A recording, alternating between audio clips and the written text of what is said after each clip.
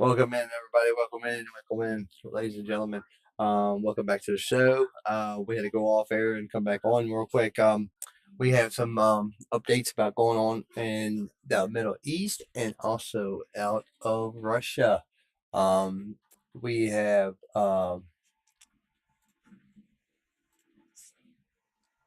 incidents um, occurring. Uh, Excuse me. Sorry about that, y'all. In a nuclear power plant, a drone exploded.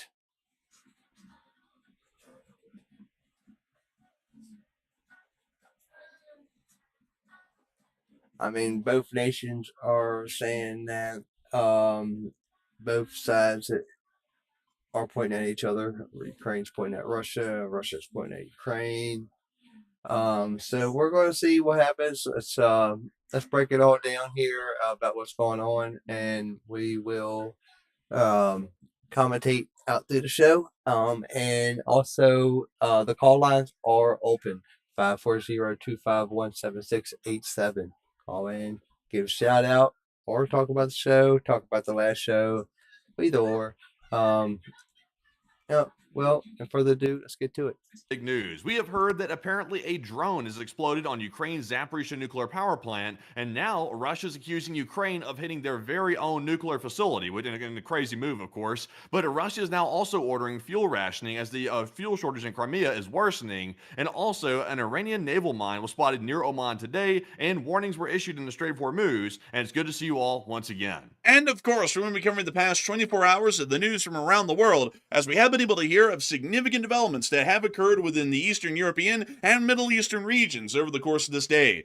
And the largest piece of news, it does appear that a drone has impacted and exploded onto the reactor hull of the nuclear reactor number 6 at the Zaporizhia nuclear power plant earlier today, with the Russian Federation trying to lay the allegation that the Ukrainian armed forces have conducted a unilateral drone attack against their very own nuclear power plant that is currently under Russian occupation. We have generally heard that the Ukrainians have denied any such allegations, but this has not stopped the one and only Dmitry Medvedev in Moscow making the claim that they will start to obliterate and destroy all of Ukraine's operational nuclear power plants if they try and hit the Zaporizhia nuclear power plant once more. The IAEA Director General Rafael Grossi has also stated that he believes that the situation is incredibly concerning and serious, and it is largely akin to playing with fire, and everyone around the area should continue to not use the facility as a military site and also for possible strikes within the region of the nuclear power plant and also the city of Enerhodar just nearby. We've also been able to hear that in the meantime, the Russian Federation's supply side situation in the rear line areas has become desperate even already at this point, just weeks after the long-range drone strikes by Ukrainian armed forces on the M14 highway began within the Zaporizhia, Kherson, and Crimea region. Currently, the Russian Federation has no available fuel in large amounts in this rear line area, and they are currently forcing citizens to have to use significant amounts of ration fuel in small quantities by giving away vouchers and coupons to those who will be allowed to get fuel. Others who do not have the vouchers and coupons will not be able to use fuel throughout the areas of Crimea, Kherson, or Zaporizhia, with many Russians saying that you can drive into Crimea, you just can't drive out. We've also been able to hear some other major developments as Ukrainian drone attacks have caused damage at the Saratov oil refinery, which we are still largely watching unfold live on air at this moment, as this attack is still underway at this moment in time as we're on air. And we've also been able to additionally hear that within the Middle East today, we have full confirmation and proof that the minefield exists. A mine has apparently been detached from its tether and has floated into Omani waters today, with someone getting close enough to actually be able to take a picture of the mine while it's sitting in the water, clearly confirming that Maham 3 anti-ship mines are apparently in large numbers within the Strait of Hormuz, much like we had already been believing and much like we had already heard from a multitude of different sources over the course of the past few months. We've also been able to see that the United States is still involved in negotiations with the Islamic Republic of Iran and has stated for the past 24 hours that a deal is only hours away. Apparently, it's only a little bit longer than a couple of 24 hours away, at least from what we're seeing right now. We've also been able to report that the U.S. blockade is apparently still underway, although the president announced yesterday that it would end, and we've also seen that some reports are coming out from NBC News attempting to state that the manpad that was involved in shooting down the F-15E Strike Eagle over the Khuzestan province of southwestern Iran was most likely a Chinese-provided manpad. We've also gotten additional information that there were casualties at the Ali al-Salim Air Base during the strikes that were conducted by the Islamic Republic of Iran just recently. Apparently, according to sources that we've now heard of, quote-unquote falling debris led to the heavy damage of 2 MQ-9 Reapers on the ground at Ali al-Salim, and also the wounding of several U.S. service members that were at the airbase. This information had not been disclosed to the public before, and as a matter of fact, statements had been made leading many to believe, including us here on the channel, that the Ali al-Salim airbase had suffered absolutely no damage whatsoever, and the attack was intercepted and destroyed successfully by Kuwaiti air defense before any such damage could be caused on the area of the Ali al-Salim airbase. We've also been able to hear additionally that the Israelis are still taking significant losses, and a major ambush was conducted today by Hezbollah FPV drone forces against a column of Merkava Mark IV main battle tanks within southern Lebanon. At the moment, we have been able to hear that there's been a significant amount of casualties, including several killed in the IDF from the strike that was conducted today, while we've also heard that ongoing rocket attacks are still being conducted within northern Israel simultaneously. We've also been able to see some other additional news within the front lines of Ukraine, as Ukrainian armed forces have continued to hold their lines and inflict significant losses onto the Russian Federation's armed forces, and are still in the process of pushing them back at this moment right now, particularly within the southern front. We have a significant amount of news today, and we are going to be making sure to cover each and every single bit of this, starting with our largest stories first, and then moving our way on down into the smaller stories throughout the night. Suffice it to say, however, this day is once again a fairly interesting day. Not the biggest news that we've seen recently, but definitely news that will start to amalgamate into major stories here within the very near future, most likely within the next week. So moving us on and into the areas of the state of Ukraine, we have been able to hear of the incident that did occur at the Zaporizhzhia nuclear power plant earlier in the day. The Zaporizhzhia nuclear power plant Also, we have breaking news, by the way. I'm putting in the chat, but it's not getting any attention. But right now, we do have some breaking news coming out of Russia, it looks like. We're currently seeing, it looks like in the Rostov region of Russia right now, that apparently an oil depot has gone up in huge blazes right now. It's a massive explosion right now happening in Rostov. And we are, of course, seeing that the Saratov oil refinery is also in a massive fire right now as well, too. So let's take a look at that real quick, because right now, Rostov is a bit of a hellscape at the moment right now. So if we could, let's jump to that video that just came out right now. Also, by the way, really quickly, just a little tech thing before we get to this. I didn't see any post by you in the chat. Can you put something in the chat real quick? Because for some reason, I'm not seeing you put anything in. Are you on top chat or live chat? I'm on live chat right now. I didn't see you ever put in breaking news. I was literally just blindsided by this. I was like, what the hell do you mean you're putting this in the chat? I was like, I didn't see squat. I was like, I still don't really, I see you address Quantum Fighter, but moving on from that, a weird tech glitch. I don't know why that happened, but moving us on from that, we can see that there is a major fire that has happened within the Mativ area of the Mativ Kurgan of the Rostov region, with this clip being seen right here of the ongoing fire. Охуеть! That's a huge fire right there. Apparently that's at hello. But apparently it's an oil depot here in the Rostov region that apparently got hit directly from the looks of it.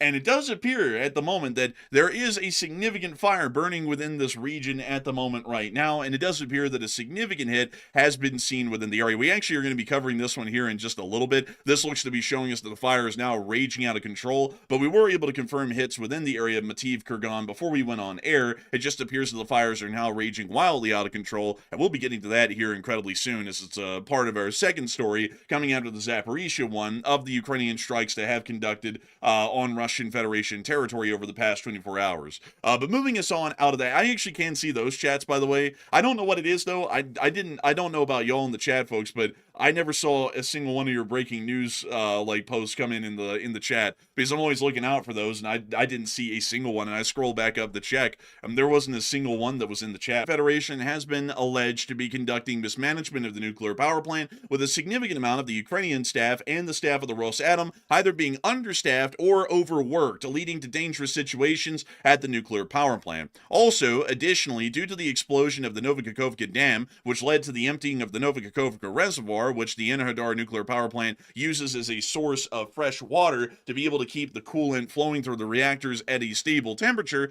we do understand that the Zaporizhzhia nuclear power plant has been under some significant strain and stress over prior times due to this, although it has been feeding itself off of groundwater pumps as well. We've also Now, just to let y'all know that lab call-ins are open right now. Just to repeat, lab call-ins are open. We are having live call-ins every night from now on. Also, the number is 540-251-7687.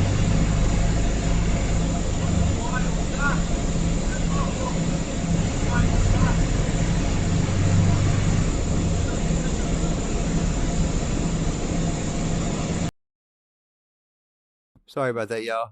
But the phone lines are open, 540-251-7687.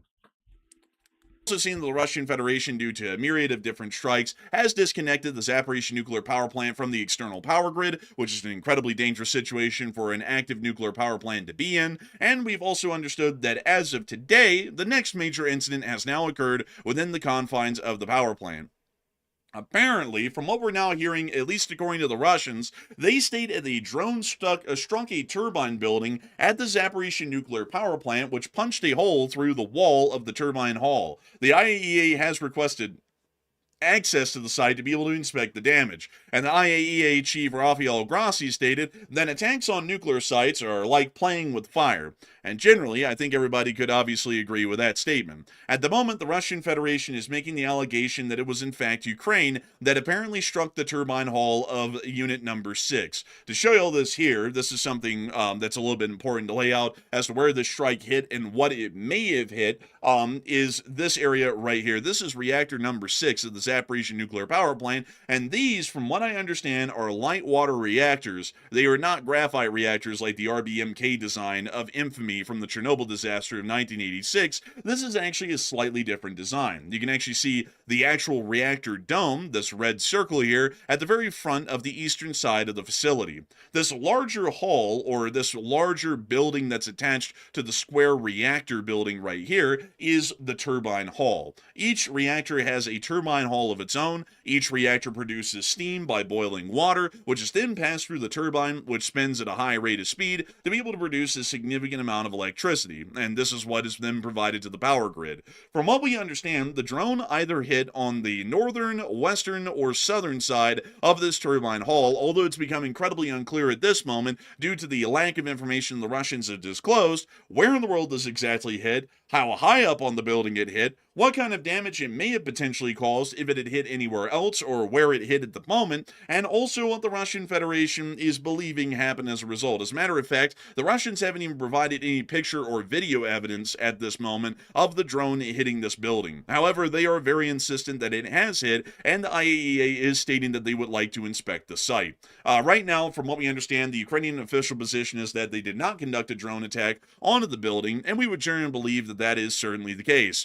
The Ukrainians would generally not have a reason to conduct a drone attack on these buildings, except for the fact, and I do have to point this out, that the Russian Federation does use some of the spare room in the turbine halls as military storage motor pools for their equipment within the area, which has been heavily documented over the course of several years. However, we've still seen that the Ukrainians have never directly attacked this power plant, and as a matter of fact, the last time that the IAEA came here, because the Russians alleged the Ukraine had fired MLRSs at the Zaporizhzhia nuclear power plant, plant, it turns out that the impact trajectories were actually coming from fire directed from the south, not the north, suggesting that Russian MLRS fire had actually landed around the perimeter of the power plant, not the Ukrainians.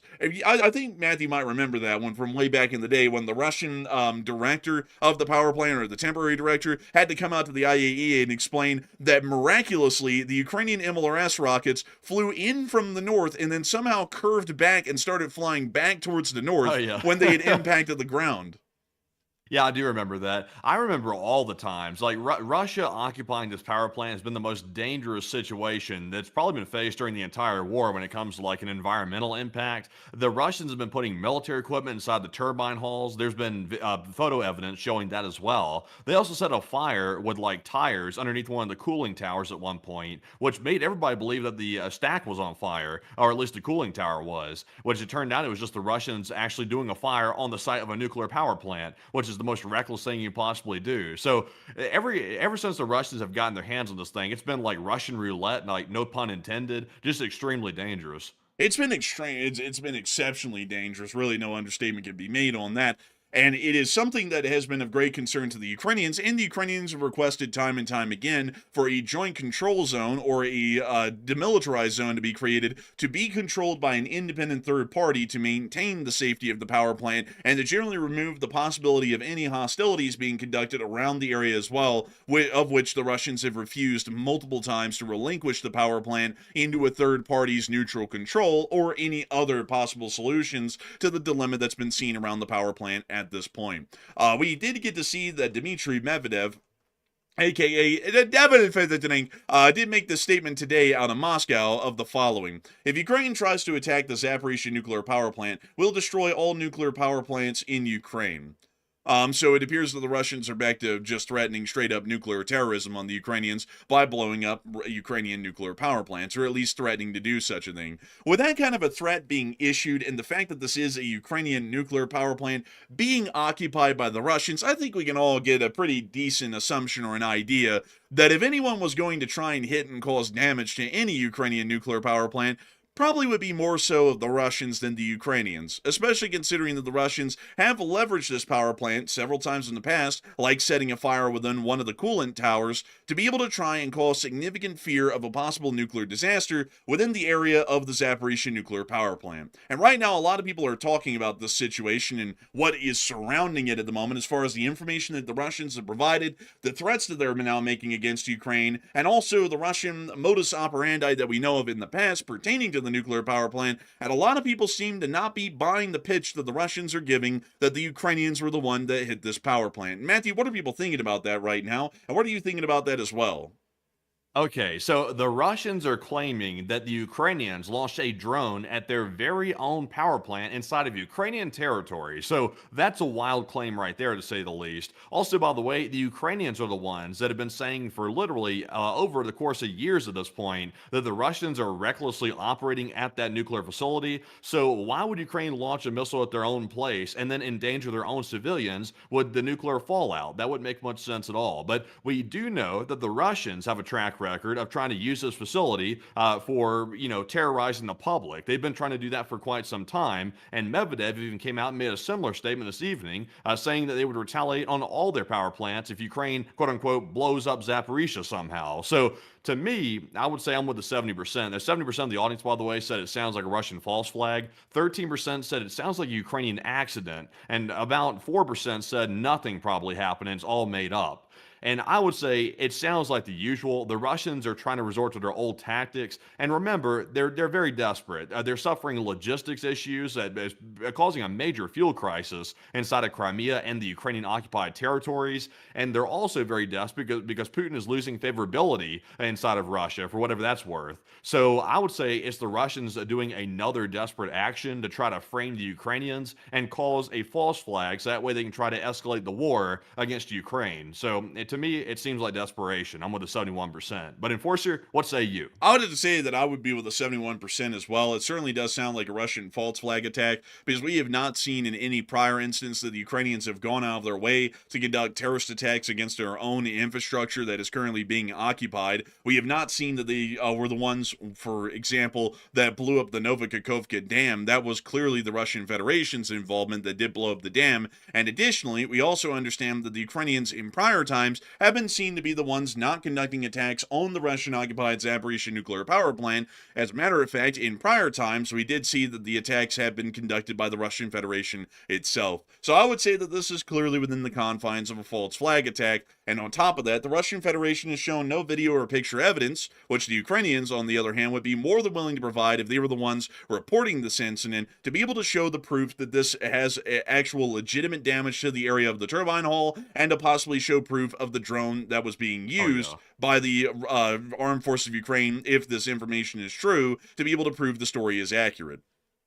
That's a big red flag too. Like when something is this vague, like for example, like you said, no photo evidence, no video evidence, nothing so far. Even the nuclear watchdog groups are trying to get information themselves. They're wanting to go inspect the damage up close because they're relying on the Russian statements. The Russians are saying that there's a hole in the side of the power plant from an explosion from a drone that allegedly Ukraine launched. But yet at the same time though, even though Russia loves to put out propaganda, they're not showing any media whatsoever about the hit, which to me rings out a little bit strange, and it seems to follow a pattern. Whenever Russia says something happened, like for example, Russia likes to claim all the time that drones are coming in from Baltic airspace into Russian airspace, and yet they still never show any video evidence of that ever happening. They say it's happening, and they expect you to basically buy it hook, line, and sinker. So that's very weird. Like the vagueness here is certainly a red flag.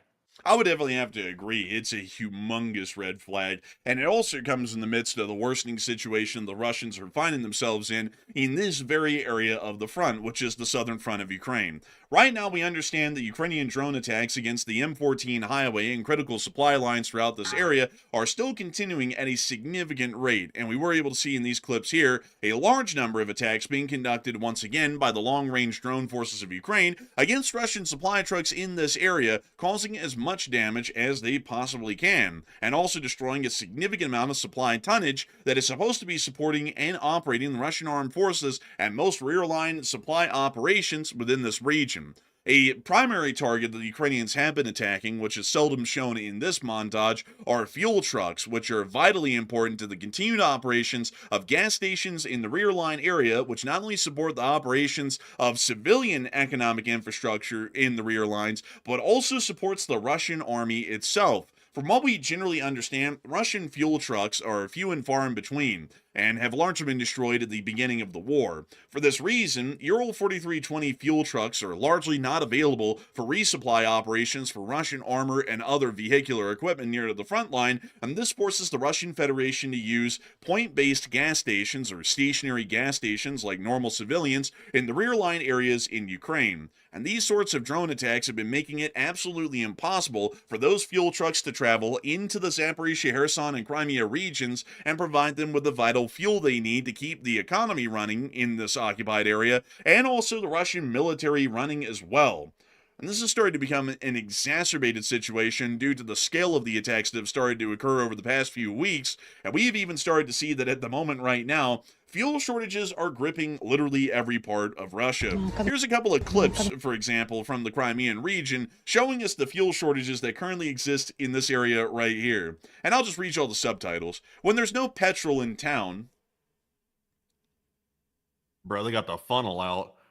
Man, they guzzling. What, man, what's that funnel look like a coffee mug handle? Like it looks like a kid's coffee mug.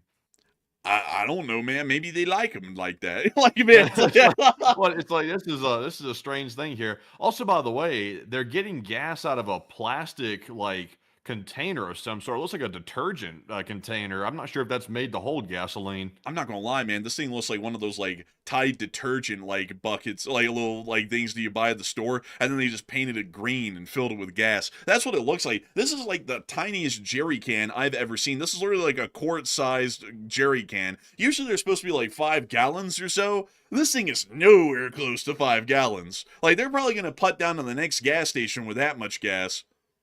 Yeah, really. Also, by the way, it's like this car right here can't take too much gas. This thing's right here's like a little smart car or something like that, whatever this thing is they're driving. Also, they put the rims on it too. Look at that, man. They didn't have money for gas, or they couldn't find any gas, but they had money for rims. Bro, they said, Honey, we will not be able to feed the children. Why? I get sick ass rams. I check him. But bro, We're styling in the Russian garage, блядь. man, they're like, oh yeah, turn up. But how do we drive without gas? Oh no, turn down. Man, it's like tragedy, really, for them. It's tough time back there. Down in Yalta, the situation was real bad, with at least with these gas shortages and queues that are forming for gas. Here's a gas station right here. It does not have, from what we can tell, the top 2 octanes. It appears that the price is 0 for both of them. It does have 95 octane, at least at the moment, so this looks to be one of the few gas stations left in the region that has some. And it also looks like they might not have any diesel either. So this gas station quite literally only has 95 octane essence, as the Russians would call it, and they don't have diesel or any other octanes of gasoline. And the line here, even just for this 1 octane of gas, goes on for longer than a mile. Yeah, that would suck right there. They're just sitting there just idling their engine the whole time, burning gas while they're waiting to get gas. What a irony of this. Honestly, man, you would think that if they had some brains, they'd turn off their cars while they were waiting, you know? Like, you would think, but apparently not. You would think so, but also at the same time, though, if you had brains, would you really want to live in Crimea right now since Ukraine attacks it on the regular? I probably wouldn't live in Crimea personally. Well, I mean, some of them probably don't have a choice. Like, you know, so a lot of them probably can't pack up and leave, so they're kind of Well, stuck those here. Russians do. The ones that go over there for vacation and hang out there like it's like their vacation homes. They go there on purpose to go basically have a nice little beach spot. So you know they're stupid for going to live there. That's what the Russians are complaining about today. I'm seeing on a lot of different Telegram channels that we'll probably get to shortly that the Russians are saying that, oh, Putin, why won't you help us, Bliat? We're over here immobilized in Crimea because there's no gas. We can't get back to our Russian homes. And I would have to say, like, you know, we're about to get to those, and it is pretty bad, and it's getting even worse just on the supply side situation in Feodosia and the rest of Crimea, as we did get to confirm that the fuel tanks in the area are on fire. The Russians did report this on Telegram, and we also got a little bit of additional proof, rather than yesterday's proof, that the oil depot at Feodosia has been hit again and is burning profusely at this point right now. The Russians on the blogging channels, or more so on Telegram and other places, have stated the following on the situation. Officially, and that's a good way to start off every letter. I always start off my letters, instead of saying dear so-and-so, I always say officially, dear Vladimir Vasilyevich, friends, I ask you to urgently pay attention to fortifications along all major transport corridors. Time is running out. If we can't secure logistics by the fall, the consequences will be catastrophic. And basically, what the Russians on these blogging channels are saying right now, this is only one of them, is that you can check into Crimea, but you can't check out because there's no way to get enough fuel to leave Crimea once you get there. So it's a pretty tough situation right now for the Russians in the rear line areas, and this is already starting to spread to places like Melitopol, which, while we don't have footage today, we did have footage last week showing that fuel shortages were already becoming a significant issue at Melitopol, and many Russian bloggers and those involved in logistics in the rear lines were already stating online that it was becoming impossible to continue any supplies further than Melitopol because the trucks usually were running out of the gas by the time they made it there, and then they were not able to continue on down the road to be able to get to the locations they were supposed to be dropping off their supplies in the rest of Zaporizhia, Kherson, and Crimea, meaning that the situation is largely grinding to a halt at this point in these rear line regions and does not appear to be improving by any measure. And this is leaving a lot of people to wonder what this area of the front is going to be looking like within the immediate future, because the situation is not improving, it's only getting worse, and at the moment it already looks like most Russian logistics have ground to a halt, and whatever Russian units are currently still fighting on the lines in Zaporizhia are most likely fighting on fumes. And Matthew, what are people thinking about that right now, and what are you thinking about that as well? Do you smell that, by the way? Do you smell that? I'm smelling something right now, and it smells like trouble. That's what it smells like to me. Some people are probably about to say they smell gasoline fumes, but I'm smelling trouble. I think that's what Putin is smelling himself. He's smelling a little bit of trouble. And also, he's smelling, probably that stink from the Kremlin, too. But Russia has implemented fuel rationing in Crimea as the shortages have become critical. As you could see, there were massive car lines at these gas stations, and also some gas stations simply aren't rationing whatsoever because they have have no fuel at all to sell. So for the few that still have gas left, they're trying to ration it because that's now an official order from the Crimean government, or at least a temporary government that the Russians control. So what happens? 59% said Crimea will be mostly immobilized, while 24% said Putin will escalate badly on Ukraine, and 12% said Russia will switch up the fuel routes. And I think at this point, Crimea is largely already immobilized. I mean, the Russian civilians that are over there vacationing and taking advantage of Ukrainian land, they're currently stuck in Crimea. They can't get back to Russia to go back to their piddly job that they'll probably lose anyway after they go back home in a week, because the Russian economy is going broke. But they can't even get back home right now because they can't get gas for their cars. So it's getting quite bad. And if they can't get gas, then imagine what else they're not going to be able to get. Supplies. Because if they can't get the gasoline over there, they can't get food and other supplies into Crimea either. So at some point, they're going to be in a pickle, more than just fuel at this point. So I'm with the 58%. I think Crimea will be mostly immobilized. The Russians will likely try to switch up their fuel routes and switch up other routes. They'll probably try to start using the Crimean bridge very heavily. But that could be a big, big blunder. I think the Russians know that, because that puts all the traffic on one single area, one strip of road, and that creates a huge target for Ukraine at that point, which I'm sure Russia knows that. So I'm with the 58%. But Enforcer, what say you? I would say that I'm with the 58%. Crimea will most likely be immobilized here soon and grind to a halt because of the supply side situation, especially pertaining to fuel. And I don't really think that there's going to be an easy way for them to be able to fix this issue. And here's a couple of reasons why. The only other diversion that they can make of a supply route is to divert things over the Crimean Bridge, which, while that is certainly doable, there are weight restrictions on the road segments of the Kerch Bridge, meaning that everything would have to be transported by rail into Crimea. That would also be the given de facto best option at this point, because trucks, by and large, are not entirely efficient when it comes to not using humongous amounts of fuel to transport a small amount of fuel into Crimea, meaning that railroads would be the go-to choice to be able to just try and get more fuel into Crimea en masse and to start fixing the situation as quickly as possible. The problem with that is that if they try and use the Kerch Bridge now becomes a priority target of top concern for the Ukrainians, and this bridge might get knocked out well within the near future, meaning that it would not be an operational structure for them to be able to use logistically,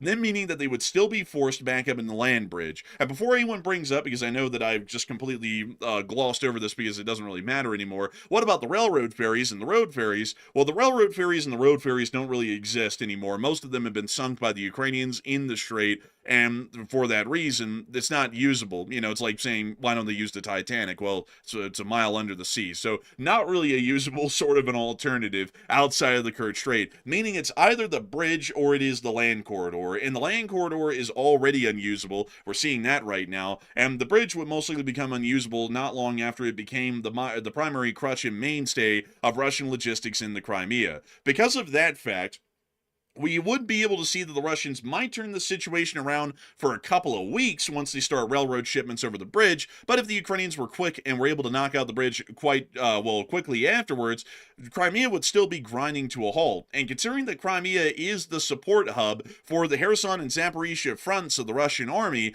that means that we're going to be seeing a lot of issues up there, especially in terms of indirect fire support or any additional forms of support that the Russian army may occasionally need within these areas to be able to support their offensives, meaning that they would largely grind to a halt or completely stop and fail as a result of the lack of indirect fire support. Not only that, but if the land bridge is unusable and supplies can't come up through Kerch, that means that the supply situation on the direct fronts in Zaporizhia and Kherson will also be crumbling as well. Zaporizhia will never enter a state of absolute emergency and a complete lack of supplies, but the peripheries near to the area of the former Novikakhovka Dam may certainly do such a thing, and we may see the Ukrainians start to counterattack in this area and gain significant ground, if that is a possibility here within the near future, which it certainly would be. So largely the situation is quite dire for the Russians. Got a new follower. Appreciate it. Is it Punch BCG7 Your has followed? I appreciate the follow. Definitely appreciate the follow. Every follow really helps the channel out. Really gets our channels closer and closer to our goals, so we can actually have our drawings here on our channels. Really looking forward to that. Kick is actually catching YouTube, um, and um, and Rumble is actually catching Kick. So we'll see what happens. It's a runners up right now, so it looks like YouTube might be the first drawing. We do have channels on 4 different platforms, so if y'all want to join all 4 platforms, awesome. We are on YouTube, Twitch, Rumble, and Kick. So the Lone Wolf, just the same as the other ones. If you look it up, it'll be same icon, same everything, same display name, same display picture and everything. So y'all know. Also, we also have a link in our channels platform in the bio. We have the links to the rest of our platforms in there as well, so it makes it easier for y'all to just go over there and click the link. Feel free. But other than that, let's get back to the news. I can't really think of a way that they can fix this within a short period of time to make this a non-issue. This is a serious issue for logistics and supplies. There is really no way to fix it in a reasonable amount of time, meaning that some sort of a significant collapse of supplies and therefore fighting abilities on the front within this area is an inevitability, most likely within the next 2 months. I would say so. Also, by the way, I've seen some people bring it up before. They'll say, well, you know, enforcers, they had a fuel shortage before in Crimea, but it really didn't cripple the Russians very much. They simply had the car lines, and then somehow it gradually came to an end. But this is a lot different, though, but the reason before there was a gas shortage is because Ukraine was hitting the Russian oil refineries so badly that they simply lost so much refining capabilities that they couldn't supply gasoline to the Crimean gas stations. This problem strikes a little bit deeper than even that. Even if the Russians refine enough gasoline and they're able to deliver it, they can't get the trucks through to actually make final delivery at the gas station. So the problem this time is simply getting the fuel actually to the station, which is a much bigger problem than even refining it itself. And that's the crazy part about it right now. It's a double whammy. The refineries are getting slammed, that's part of it, and also the logistics trucks can't get through either. The proof of that is they're also having shortages in mainland Russia as well at gas stations. Like, for example, north of Moscow and Tver, they were just having shortages there the other day, and there's no logistics problem with Tver. That's just simply a refinery issue. That's the reason why they're not getting it there. So it's really rough, and also not to mention the frontline forces inside of Ukraine for the Russian forces. They can't get food, they can't get ammo, they can't get anything, and that's why they're saying their front lines are on the verge of collapse, is because they can't get anything to the front either. That's absolutely true, and to explain it in another way as well on the situation, logistics and their successful function requires at every single level, from the raw resource extraction to final delivery to whoever's going to use the refined product. Everything must operate at full capacity and without really any restrictions. Any bottleneck in one area can lead to a cascading effect to where it leads to catastrophic results at the end point of consumption. So, for example, with this situation right here, this relies on Russia having enough oil to start with, crude oil to refine into something, which Russia has a boundless amount of. That's something that Ukraine really wouldn't ever be able to damage or impact in any significant way, so the Russians will always be producing a significant amount of crude oil. But then it requires them to transport that crude oil to an operational refinery to refine that into diesel and gasoline to use for the troops on the front. And there is a significant bottleneck as it is already. 25% of Russian refineries on average in the present day are out of operation due to Ukrainian attacks. And it largely takes 95% from what we found out of Russian refineries to be operational to be able to just maintain Russia's daily fuel consumption, and then the additional 5% they produce every day goes into surplus or a strategic reserve, or is sold internationally to others who are willing to buy it. Meaning that in a normal day, you have to largely see the refineries in Russia are working on 100% capacity to make it possible for them to function. Then you have to be able to transport that fuel to its end consumption point, which means that you have to have a supply line to get it there. So Ukraine currently has a bottleneck right now on refinery production capabilities in Russia, and also final distribution to the people who would have to use it. And with those two scenarios right now, it does not matter. Even if Russia got all of its refineries operational, it doesn't even matter because they still can't get the fuel to the frontline troops that need to use it. But before we move on into the rest of our news, we actually have more footage coming out right now from the Saratov refinery, which we're actually about to be getting to here in just a moment. But before we actually get into it in full, let's take a look at the clips that we have right now coming from the refinery Man. because they're not looking good. Man, this video we're about to watch right here, this is insane. Go ahead and start playing it, by the way. This is from the Saratov oil refinery that was hit just a short while ago. I mean, look at this. It's Dang! literally across. This is a huge refinery, by the way. I mean, look at how long this facility spans across the view of the screen right here. There are so many hits. I'm not sure. It might be like at least 4 or 5 distinct hits I'm seeing in this video right here alone. Saratov has been absolutely jacked up right now. Like, this is one of the worst hits I've ever seen on that facility for certain.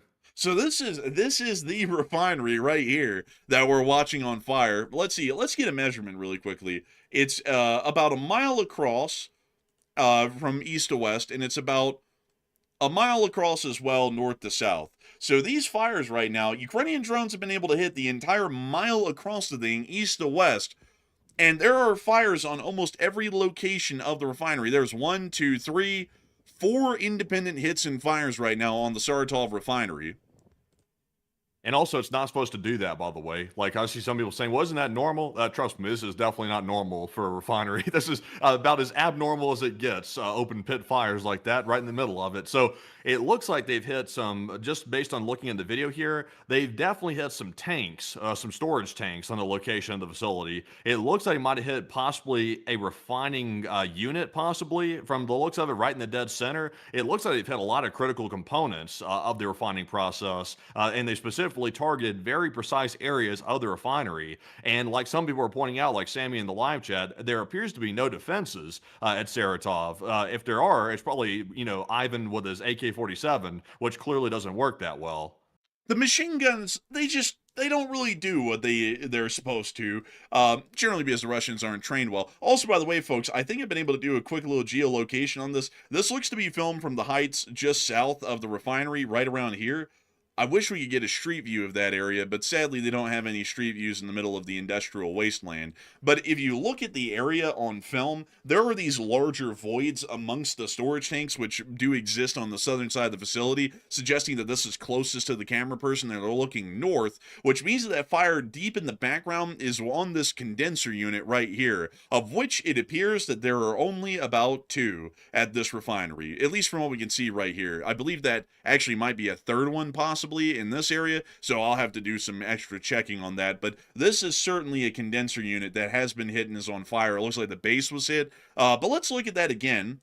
And now knowing where we're looking at, so we're looking from the south northwards onto the refinery, and we can see a fire down here in the bottom left area of the facility. It looks to actually be below the mountain. So starting there, that fire looks to be somewhere around this area right here, or somewhere within this little industrial yard. Well, actually, no, actually, correction. It actually appears to be right here because there's actually a chimney right there that y'all can see. If we zoom in again, there's a chimney right there, and that fire is actually coming out of the top of this thing. So it looks to have hit something down here, and the fire is now billowing up through the chimney and out of the top of it. Generally, industrial chimneys like that aren't supposed to be billowing fire like that. It's not really a good thing. There are burn-off valves and burn-off releases at refineries, don't get me wrong, but this is not a burnout valve or anything else similar to that. That's an industrial chimney, not really something that, you normally see on fire.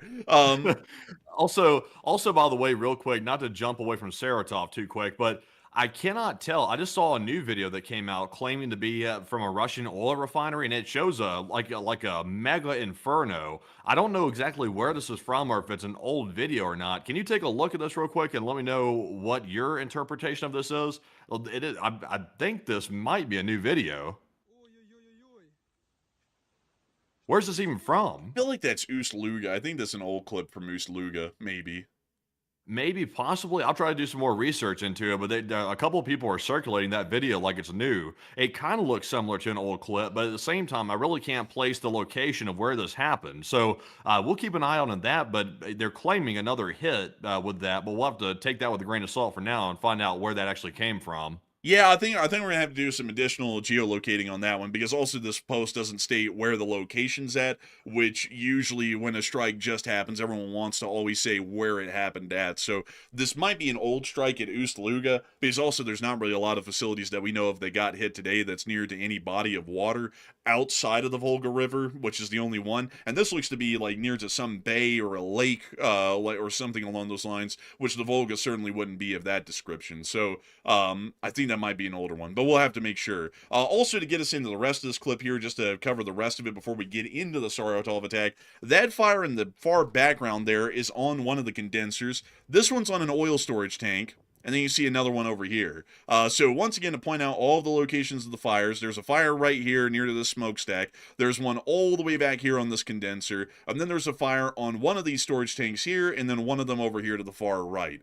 So that appears to be all 4 hits that we've seen on this refinery, which is a pretty conclusive amount of hits and damage that's been caused so far. And hopefully we'll be able to see that the damage continues to spread and the fires remain out of control for Russian firefighting brigades that are most likely arriving to the area right now. Moving us on. Also, I do have a little bit more information about that clip that we just saw a second ago. I'm still trying to figure out where this came from. It might be legitimate, actually. It appears to be. It sort of matches the general profile of the hit that we've seen in Taganrog, Russia, which is by the water. It looks like somebody was filming this right on the coast. Is where that video came from, which would generally match up with Taganrog. And we are seeing in this top video that your mouse cursor's on, somebody was filming deep inland Russia toward the coast near Taganrog, and they saw something that looked very similar right before it turned morning time, before the daylight hit. So it could be maybe the Taganrog hit, perhaps. So I can't really confirm that with certainty.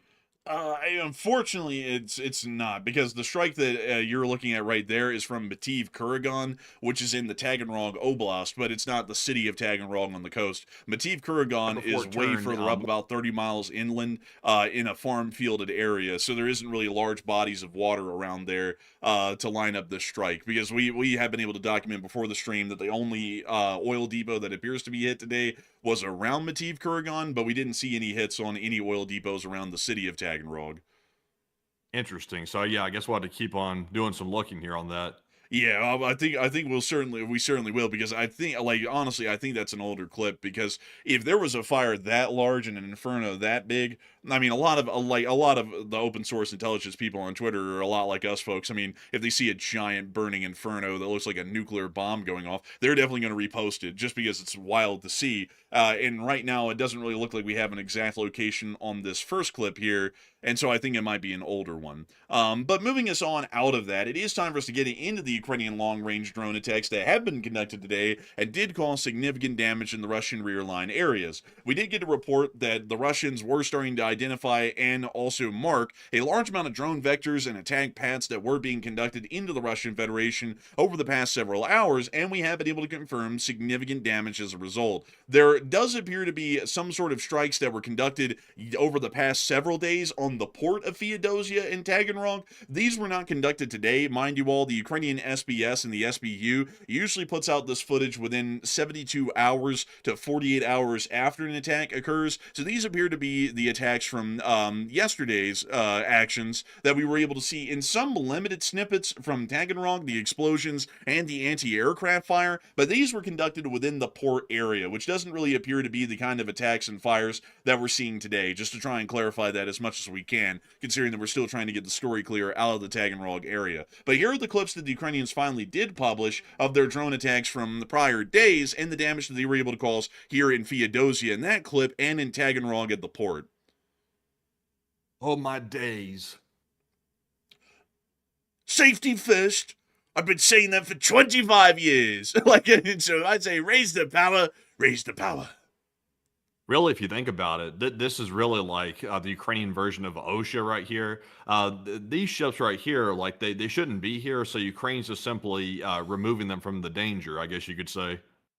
They're really just making sure to repossess them to the Davy Jones. They're giving an on-the-spot correction. They given that Galaxy Pack special.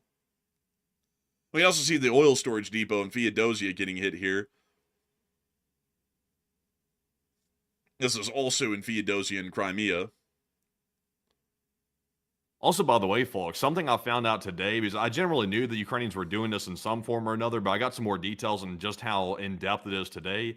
Most of these drones that you see coming in right here, they fly to their target almost completely autonomously. And then when they reach closer to the target area, then an operator takes control of it and sends it down to the final leg of the target before it actually makes impact. But most of their drones now, when they launch these massive attacks, and we'll see all these different vectors going into Russia, most of it's operated from one single AI system across all these different various launch sites for these drones every single time this happens. I didn't really know how in depth it was until today. It's really remarkable how they've basically consolidated all that launch and all those analysis of these attacks in one primary AI system. It really is something else. I mean, it's actually pretty crazy how they're able to cut down on the amount of operators needed. Because instead of what we kind of assume, folks, that the Russians use a single operator per drone to be able to get them into Ukraine, although we're not entirely sure if that's still the case. That's what we used to hear and report on, at least the last time we heard in depth about that. But the Ukrainians have been able to cut down on the manpower needed because instead of having to have a single operator for each drone flying them all the way from launch to target,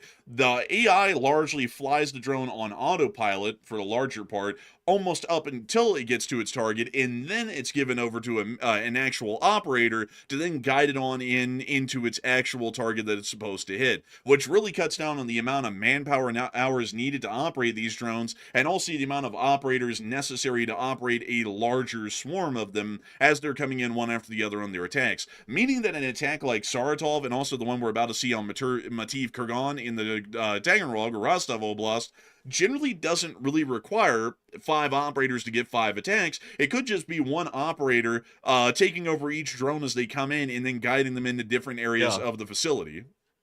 And you know what's the more beautiful part about this? Also, I see some people mentioning a specific company. That company will not take public credit for it, by the way, for various reasons, by the way. But I believe it is a U.S. company that's helping out with that situation. But I can't name them on the air because I don't know that for certain. But what's also fascinating is the beauty of the single, like, primary AI system that all the drone launchers kind of connect into before they launch these drone attacks on Russia. Is the Ukrainians literally drive these mobile launchers into position right before the attack. They all connect to the main system and then they launch. And the drones that are launched are automatically relaying telemetry back to the main like hub that's monitoring all these attacks. It relays information back, and one single command center gets to see all these different drones going in, like on a single command center screen.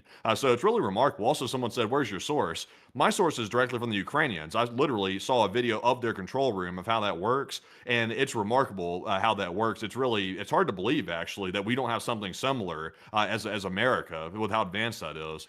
Meanwhile, America, oh, we can't figure it out. Like 3D printing these things, we just can't make a lot of them. And it's like, good God, it's like I'll get over 3D printing. It's like it's a gimmick. It's like for this kind of production, injection molding, like the Ukrainians figured out, is the only way. But anyways, moving us on into Mativ. Wait 1 second. Well, real quick, by the way, someone said before you know it, they'll have drone operators working remotely from home. They already have that, by the way, to a certain degree. There is literally nothing that prevents a Ukrainian soldier from sitting in his living room and operating the thing from a PC. There's literally nothing preventing that, by the way. So it's very possible that if the Ukrainians said, okay, like we need some people, we need more drone operators, let's just recruit people and train them how to do it, and they'll do it from their living room. That is completely possible. That's the crazy part about it. You don't have to be at the front lines to do this stuff. It's completely remote. So it's actually not really a laughable concept. It's reality. Meanwhile, in the city of Kiev, honey, come to bed. Quiet, woman. I'm playing a game. It's literally a guy guiding a real drone down onto a refinery. Oh yeah, man. It's like, dude. Honestly, that's crazy to think about. It is crazy, honestly. They're basically playing Call of Duty from their house. Man, and they said war wasn't like a video game.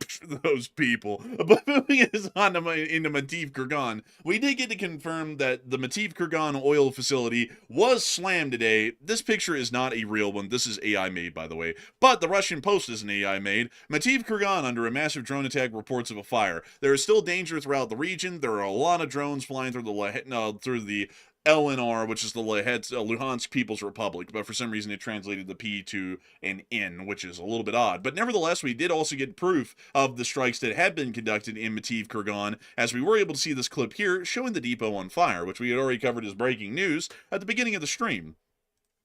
We also were able to see an explosion within the area as well, as you can see right here. Once again showing us the fire at Matif Kogan, which does confirm that the oil depot in this area was hit. Not a good thing for Russia. We've also been able to hear, additionally, outside of this area, that the Saratov refinery at the city of Saratov was also hit, which we had a decent amount of documentation of before the show, and we have these right here. We've already shown you probably the most impressive clip of them all, which just came out a moment ago, but these still confirm the depth and scope of the attacks that were conducted on the refinery, and are going to be confirming that this refinery will remain inoperable for quite some time. Also, by the way, if y'all are wondering, what is that body of water over there? That's the Volga, in case if anyone was curious. It's vulgar. Man, when you go to that river, like when you go to the Mississippi River in America, it's like, look, it's the Mississippi, and it's like just brown murkiness over there in the Volga. Man, it's like, oh look, it's the Volga. Yeah, let me flash you. It's like, oh my God, it's vulgar. Man, it's like, oh man, I tell you what.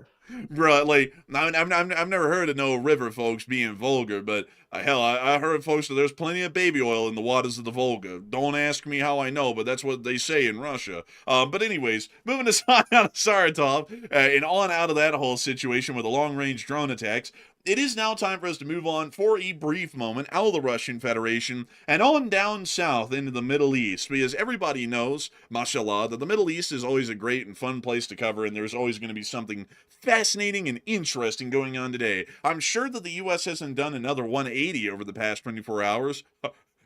But beyond that, we aren't going to be getting into this news because it is something else. But before we get into it, though, I do have to say a humongous thanks to everybody who has been watching so far. We have some really wild news that's just come out of the Middle East today. We're about to be getting into it here in a little bit. And also some vindication for us little enforcers here on YouTube. Everybody says that we don't know squat, but then we always get proof like weeks after we say something that proves exactly what we say, and then we know squat, which it's always how it goes. It's always how it goes. But before we get on down there, I do have to say a huge thanks to the 75,000 people who have watched the stream here in the first hour. That's actually quite a huge amount of people. It's almost as many as we saw yesterday, which I gotta say is a little bit odd because the peak viewership tonight was 15,500 people. And yesterday, I think we had like 17.2 thousand at the peak, and somehow like the overall viewership numbers are almost the same, which I don't really know how that stuff works.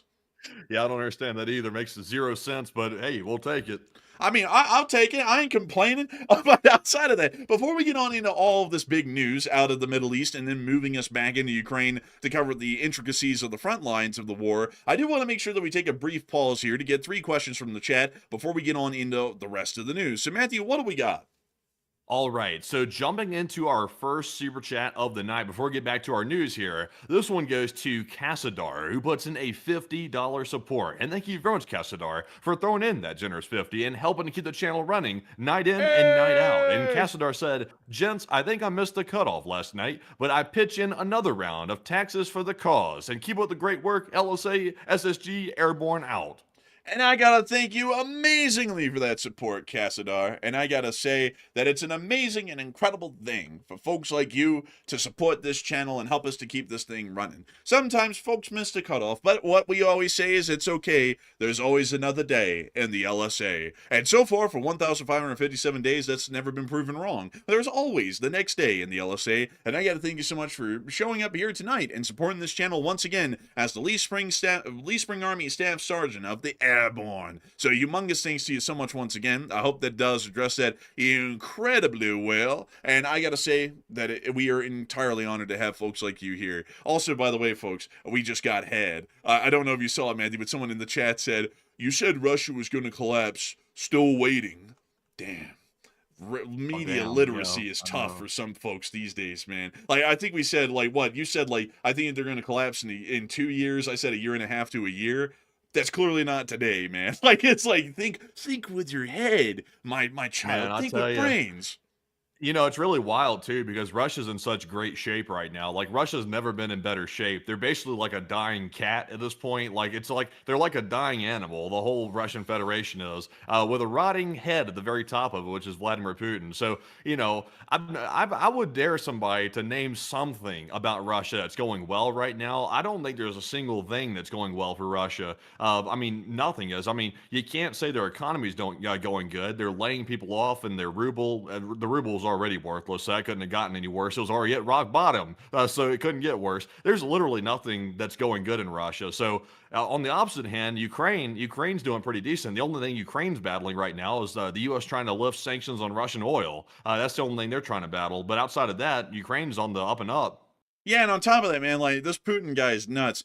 I don't know if y'all have heard this lately, but apparently he spent like $26 billion on trying to stay young. I think it has to, like, the last thing I heard about it is that it has to do with like implanting human organs into pigs to then later harvest them out of the pigs to, transplant into them to try and keep them alive for longer. And I gotta say, folks, like that is quite a lot of work to just try and look younger or try and at least stay a little bit younger. Hasn't this guy heard of Neutrogena? Man, honestly though, it's like, what is he trying to be, the real life Voldemort? It's like, what is this guy going for? It's really sick. Like I made a Twitter post today about that. When you really think about the sickness behind that, Putin is spending billions trying to put research into basically making himself live longer, which is a wild work, by the way. It's involving a whole bunch of weird, wacky stuff he's trying to do to make himself live longer. Meanwhile, he's literally letting his country go broke. The people are starving and suffering across his whole country. He's sending tens of thousands of his Russian civilians to their death, a certain death, every single month. And meanwhile, he's spending their billions trying to find a way for him to live longer. I mean, that's a walking demon right there. I gotta say, also on top of that, folks, I gotta say, there's a beauty in the fact that life doesn't last forever. Like at least in my opinion, it makes it worthwhile to appreciate. Because if you live forever, what is the point of appreciating living? Because there is no death to make you appreciate the time that you were alive.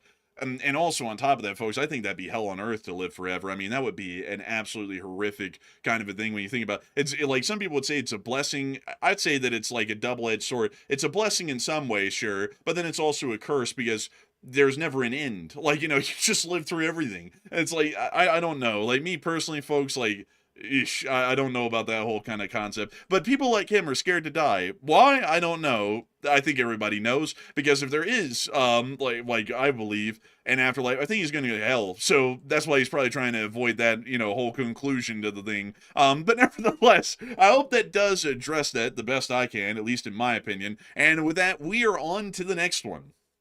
All right, so our next one goes to none other than Ella MC Wheels NAFO. And thank you very much, Ella, for that very generous $200 support right there. That is the largest one of the night. Extremely generous as well. We do appreciate that very, very much. And Ella said, cheers, enforcers, and take some Costco chicken funds and get that coffee machine fixed. And also, I hope he does, by the way. It's under warranty, so hopefully it'll fix it. But he said, and thanks again for all you guys do. LOT, LSA, love Ukraine, and take one from the chat. And I gotta say, a huge footage stored in its data card on the drone that showed that the camera had been turned on and tested in an assembly plant in Shenzhen in the Guangdong province of China, which gives us clear proof that that drone was manufactured and produced in the People's Republic of China and then was handed over to the Russians, most likely via Manchuria. So that generally gives us an idea that China is supplying a significant amount of their drones or is doing sub-assembly and sub-production for them in the People's Republic of China and then shipping it into Russia. But as far as dumb guided munitions are or non-guided munitions are concerned, like artillery shells, drones, and such things, it doesn't really require a lot to be able to produce those, and that's what makes it the go-to these days for most militaries that are, or most groups that are looking to get on even footing with a superior foe, is that they start to produce these because it's just easy, cheap, and readily accessible, the parts at least, to be able to make them. So the Russians have a large amount of drone assembly factories inside of their own country, much like Ukraine does, and that's why they haven't run out of drones. As far as most other equipment, however, anything more advanced than a drone, Russia has physically been running out of them. They've been running out of tanks, which they generally aren't even able to replace at this point. They've been running out of actual legitimate supply trucks. We've seen that their number has decreased greatly in frontline use over the years. They've been running out of APCs. They've been running out of most vehicles. As a matter of fact, we're even starting to see that they might be running out of cars, and they're now having to resort to dirt bikes and other forms of vehicles like ATVs to be able to try and make up the difference of the cars that they can't even find at this point. So for the most part, it's kind of a bit of a patchwork answer. On advanced equipment systems like automobiles and anything more complex than that, they're not able to produce those and they're actually running out of them. Anything less complex than a car, like say a dirt bike, an ATV, or an FPV drone, they still are able to produce those, and those are generally replacing everything else that we've seen at the front so far on the Russian side. So I hope that does answer that live chat incredibly well. And humongous thanks to you so much once again, Ella McWheels NAFO, for sponsoring a live chat and throwing in that unbelievably massive support. And with that, folks, it's time for us to get on and into the final question of this segment, and then we're going to be moving on into the rest of the news that we have from around the world. It's kind of scared of shit. So stands right. You know, and anybody who's aiming from weapons are owed Romania has conducted its mass wave movements into the Strait of Hormuz with hundreds of fast attack boats and have laid mines in the area. We have stated this for months now, that they have been building up their minefield in the Strait of Hormuz. The President of the United States yesterday said that most of the mines have been destroyed by the United States, which we have absolutely no proof of, and I would generally lean towards the idea that we haven't destroyed a lot of them, because so far we haven't even been able to see that the United States has been able to safely move towards the Strait close enough to do that, because every time we've tried to even go through the Strait or near to the Strait, the Iranians fire upon us, we fire back, and then the naval forces retreat. So I wouldn't really know how demining operations would be possible under that sort of an environment, and as usual, like we've said before, we would have to clear out most of the anti-ship threats that exist on the Iranian coast to make demining operations a real and safe possibility for the forces of the Navy. We found out today that those mines are not gone, and there are apparently quite a lot of them, because we have found out today from an alert from the Omani Ministry of Defense, or the Oman's Maritime Security Center, the following. Due to the sighting of a floating object suspected to be a naval mine west of the inshore traffic zone in the Strait of Hormuz within Omani territorial seas, the Maritime Security Center urges all seafarers, fishermen, and vessels to exercise the utmost caution while navigating in the area. All maritime users are advised to keep a safe distance from any suspicious objects and report them immediately to the relevant authorities. And in case of y'all were wondering, is this Omani statement true or is it just escalatory? Looks to me like they found it. Can't see it. Where is it? Right there. Oh, it's hiding right under there. I could see how you could miss that. Like, if you're on a big ship, I could see how you could easily not spot that. Oh yeah, especially consider, and now you can see it kind of in full view right there. You can actually see some of the probes on this mine sticking out of the water. But this is the interesting thing, folks, is that there are mines in the Strait. You know, we've heard a lot of different comments on these mines, and let me get you all the still picture of this thing right here. That's a Maham 3. Like, like, let me go pull up a Maham 3 to show you all this. Maham 3 mine. Let's see. Here it is. So, this is the Maham 3 when it's not in the water. That's the Maham 3 when it's in the water. Now, this thing is actually, from what we believe at this point in the picture, it's either being pulled up out of the water by whoever is filming this video, which we believe is some form of the Omani Navy or Coast Guard. We're not really sure which, but I assume that they're working on demining this mine, or at least flagging it to make sure that ships avoid it. But nevertheless, this is confirming that there are mines in the Strait. I also want to make it a little bit clear, folks, that generally, as far as errant mines are concerned, or mines that start to generally kind of just go adrift, that's a little bit rare from what we know, even for Iranian types and most types of sea mines, because they're only effective when they stay in place. Some of them will end up having defects or faults where they end up breaking from their tether and then going adrift into the open sea, which would be giving us the idea that the failure rate is incredibly low for such a thing like this to happen. there has to be, much like we estimate on this channel, probably hundreds of sea mines within the Strait of Hormuz right now for a failure rate to exist well enough that one of them would eventually break free and we would have proof of it outside of the strait. This one being the one. So this is once again giving us the clear proof at the moment that there are a lot of mines in the Strait of Hormuz, has to be, or at least there's enough of them that it's not a safe and passable area, and that the Iranians did lay mines. That's been something, Yeah. funnily enough, folks, that some people have contended even up until today, that there are no mines in the Strait and the Iranians are just lying about the whole thing. And also, by the way, how this mine get over here? Because, I could have sworn before, I was trying to make the point before about these mines, that they can probably float around. Like, they're not just stationary in their positions. And some people were telling me back in the day, like about a month ago, they were saying, well, these mines are stationary. Where they lay them is where they stay. But it looks like they're floating around. Like, they're not staying in the same spot, and they're going all over the place. So I wonder if they have any control whatsoever over these mines and where they go. Well, the Maham 3 is a moored mine, and I just want to make sure here really quickly to cite the source. This is H.I. Sutton, which is generally the maritime expert when it comes to these sorts of things, and this is where I also got my information on the mine types. But the one that we're looking at is the Maham 3. This is the most common one, along with the Maham 7, that the Iranians have laid within the strait. And just to read you all the information that H.I. Sutton has on this, this is the primary deepwater threat. This moored mine can be deployed in waters up to 300 feet deep, which is the ideal area of the Strait of Hormuz. After deployment, the mine rises along its mooring cable and stabilizes just below the keel depth of passing vessels. It's triggered by acoustic sensors, which hears the sound of the propeller blades whooshing in the water, and with the basic operating mode relying on low-frequency acoustic signatures, meaning slower rotations of the screw, which would be akin to something along the lines of a larger vessel. The system can also be enhanced with directional acoustic sensing and a magnetic fuse, and the latter designated primarily to detect and engage submarines.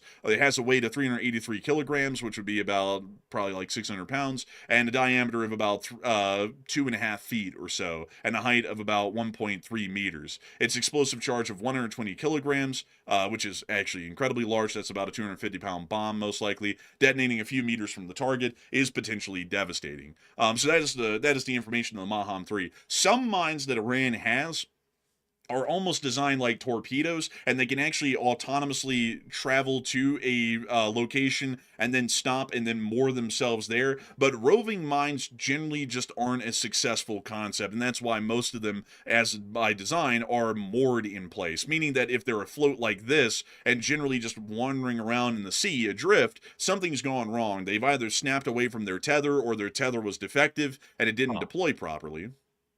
I wonder how many of those tethers are defective then in that case, because if this one got loose and it floated toward Oman's territorial waters, then that's going to cause a problem. Because if the U.S. is currently using underwater autonomous drones to map the location of these Iranian mines, if the moorings are snapping, and let's say there's a lot of defective moorings, well, then at that point, the mapping is useless because by the time the U.S. puts minesweepers to actually destroy those mines and demine them out of the strait, they could have snapped off from their moorings and gone anywhere at that point. So that's going to be a tricky situation. I wonder if this is a one-off or this is going to be a common thing. I would say it's probably a one-off, because generally the Iranians aren't going to have a lot of them that they know are defective. They're generally looking for them to be moored in place, because a minefield is only a minefield if the mines stay in place as a static defense, which is the best way to use it because it's an aerial denial system. If they go adrift, they don't really know what the collateral could be, and then it could end up that one of their own ships ends up getting hit by one of their own adrift mines. So generally, from what we know, the failure rate of mines like this is fairly low as far as an international standard, because tethering systems are not that hard to make. It's generally either a chain or something similar that just keeps them in place, kind of like an anchor. But this has happened before, by the way. Some of y'all might be interested to know that this actually lent the United States into a prior armed conflict with Iran when another similar incident happened during the Iran-Iraq War. Have you ever heard of it, Matthew? No. So back in the day, there was this vessel that we have. It was an Oliver Hazard Perry class guided missile frigate, if I'm not mistaken. This one right here, that was actually on a patrol for freedom of navigation purposes within the Strait of Hormuz back in 1988. In the midst of its transit through the Strait of Hormuz, it ended up, in 1986, correction, folks, not in 1988, it actually ended up hitting an Iranian mine that had also gone adrift from an Iranian minefield, and it ended up floating up into the path of the Samuel B. Roberts. This is a picture here actually showing the damage to the hull from that mine, which luckily it hit near to the stern, so it wasn't under the keel of the vessel, which might have broken the ship's back, and then it would have been a doomed vessel. So luckily, this mine exploded near to the stern, where it didn't really have a chance of breaking the keel, but it still warped the hull and caused a significant amount of damage. That's what then led to Operation Praying Mantis, which many people know destroyed half of the Iranian Navy in 30 minutes back in 1986 when it was ordered to be conducted. So generally, to answer the question on this, it's very rare. It does happen, but also that's the reason why they don't really like for these to be defective on the by and by, because it could end up leading to unpredictable results like that, and then unpredictable responses like Operation Praying Mantis. But a lot of people right now are talking about this threat that does exist within the minefield. And Matthew, what are people thinking about this right now, and what are you thinking about it as well?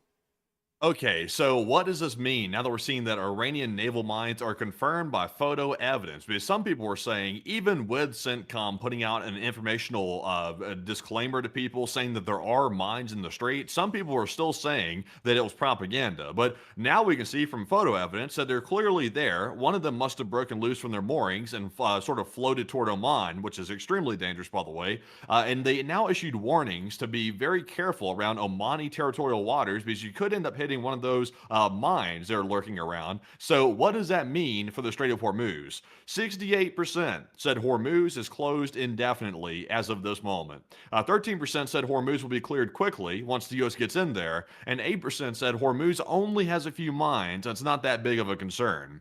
So, as many times as Iran has sent out the mosquito boats, which are capable of dropping mines just like that one, I would say that there's probably a hell of a lot of mines in that strait. That's what I would take a guess at right now. So, obviously, we don't know the exact amount of mines that are in there, but even if it's like, let's say, like 50 mines in the Strait of Hormuz, that's going to take time to find them. It's going to take time to demine the strait. And even at that, some ships are going to be scared to go through because they're going to be thinking, well, hopefully they didn't miss any, and we could still hit one anyway. And this is all contingent on coming to some sort of agreement with Iran or defeating Iran militarily. And until that happens, we can't even get in there to start getting the mines out of the strait. So, I'm with the 68%. Now, Hormuz is closed indefinitely at this point, unless, like I said, there's a deal or the U.S. goes in tomorrow and starts invading islands in the Strait of Hormuz or trying to take it by force. Then I'm not sure how this is ever going to get fixed at this point, because it's looking pretty dire. But Enforcer, what say you? So while Matthew was giving his answer to that poll, I was able to find an answer for everyone here, because I was wondering and curious as well, what exactly is the percentage failure rate that's known of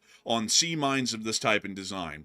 And it appears that the answer is 1%, but that only includes, as far as that 1% includes duds and also mines that break away from their tether and go adrift. So that 1% figure includes every defect and failure that could exist in a mine of this type and design. So that means that there is probably a 1% chance of all of the mines that are laid, out of all of them, 1% of them are going to be a dud or break away from their tether. And if we were to divide that down in between those two groups, there is a 0.5% chance that it's going to break from its tether, and a 0.5% chance that it's a dud and it's not going to explode if somehow it attaches to a ship. So, going off of that, if there's a 0.5% chance that this mine could break away from its tether, and there are enough mines out there to where that statistical probability is accurate, that means that there is probably at least 200 mines in the strait for there to be this one enigma here where that 0.5% chance happened that a mine broke from its tether and drifted on down into Omani waters. So I think that's giving us a pretty good idea that our ballpark figure of around 300 mines in the Strait of Hormuz is most likely accurate, because there would have to be at least 100 to 200 mines in the Strait of Hormuz for a single defect to be seen, either it being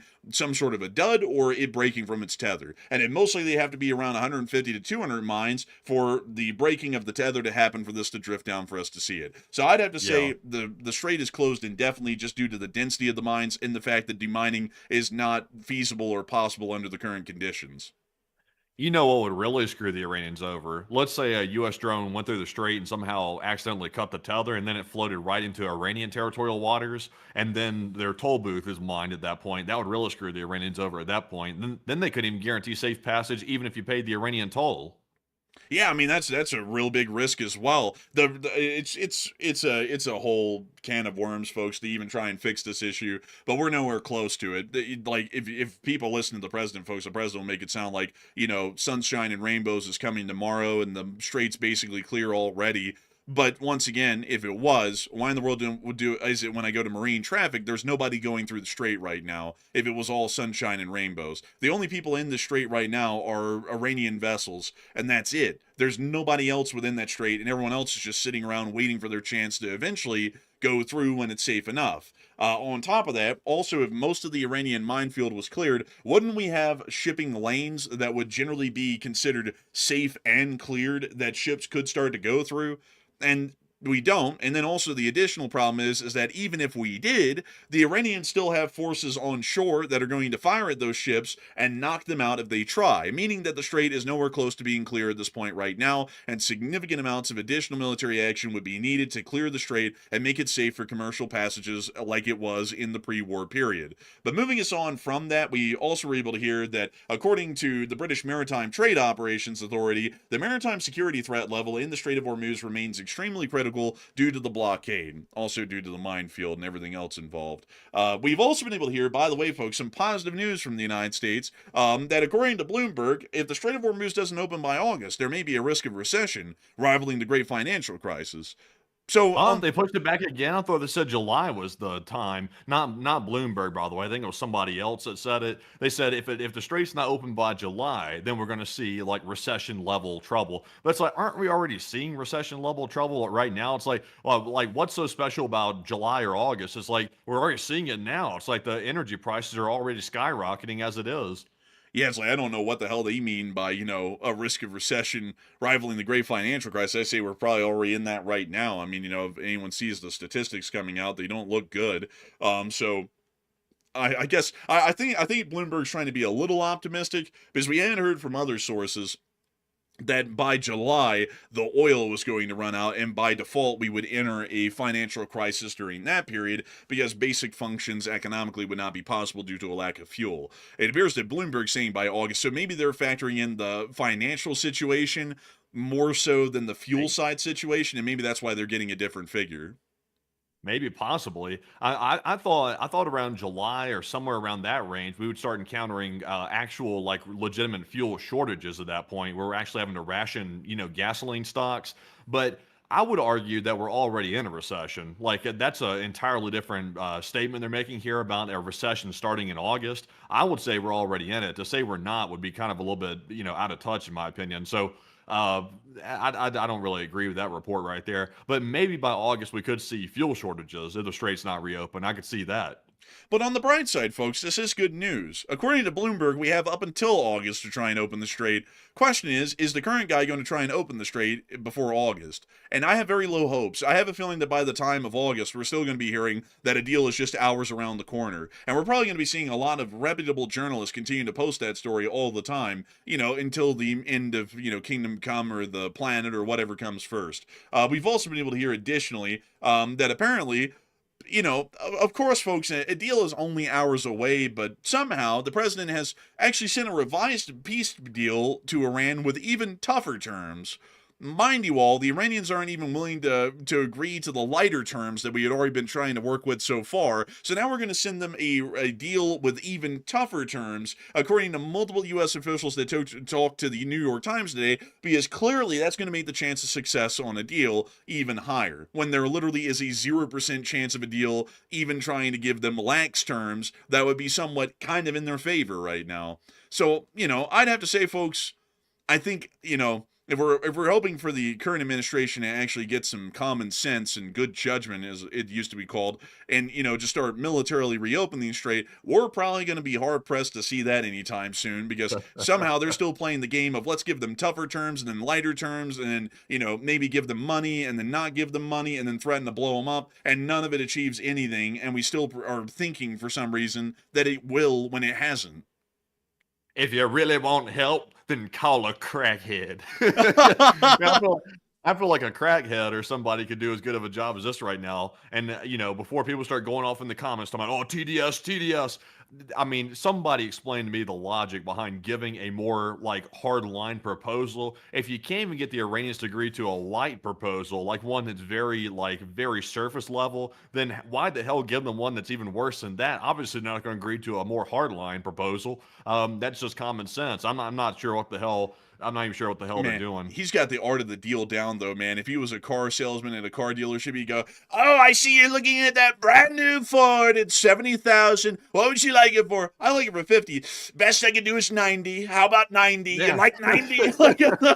He's treating it like a business deal. It's like, this is not a business deal. This is not a piece of real estate. It's like, this does not work here. Like, it doesn't work. Like I would assume when you're making a real estate deal, the person selling the condo building is probably not a terrorist. So, if hopefully they're not a terrorist, but it's like, you're probably dealing with somebody who's kind of a little more level-headed when you're buying a piece of real estate than a terrorist inside of Iran running the government. It's not the same situation.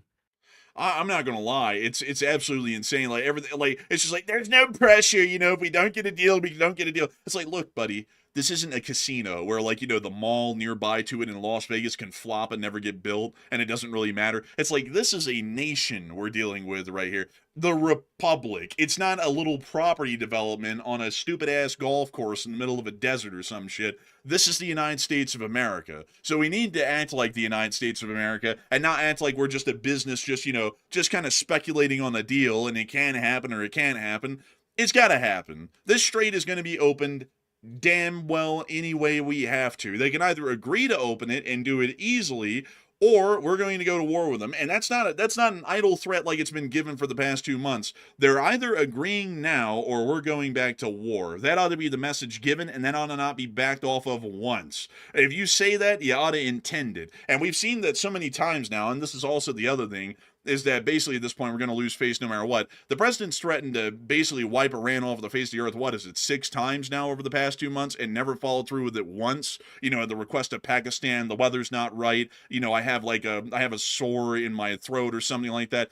Some shit to keep blowing it off. So if we even gave that threat right now, the Iranians wouldn't even take that seriously because we haven't treated the threat seriously the 6 prior times that we've given it over the past 2 months. So, hopefully we'll see that something eventually improves, but right now we're not seeing much improvement.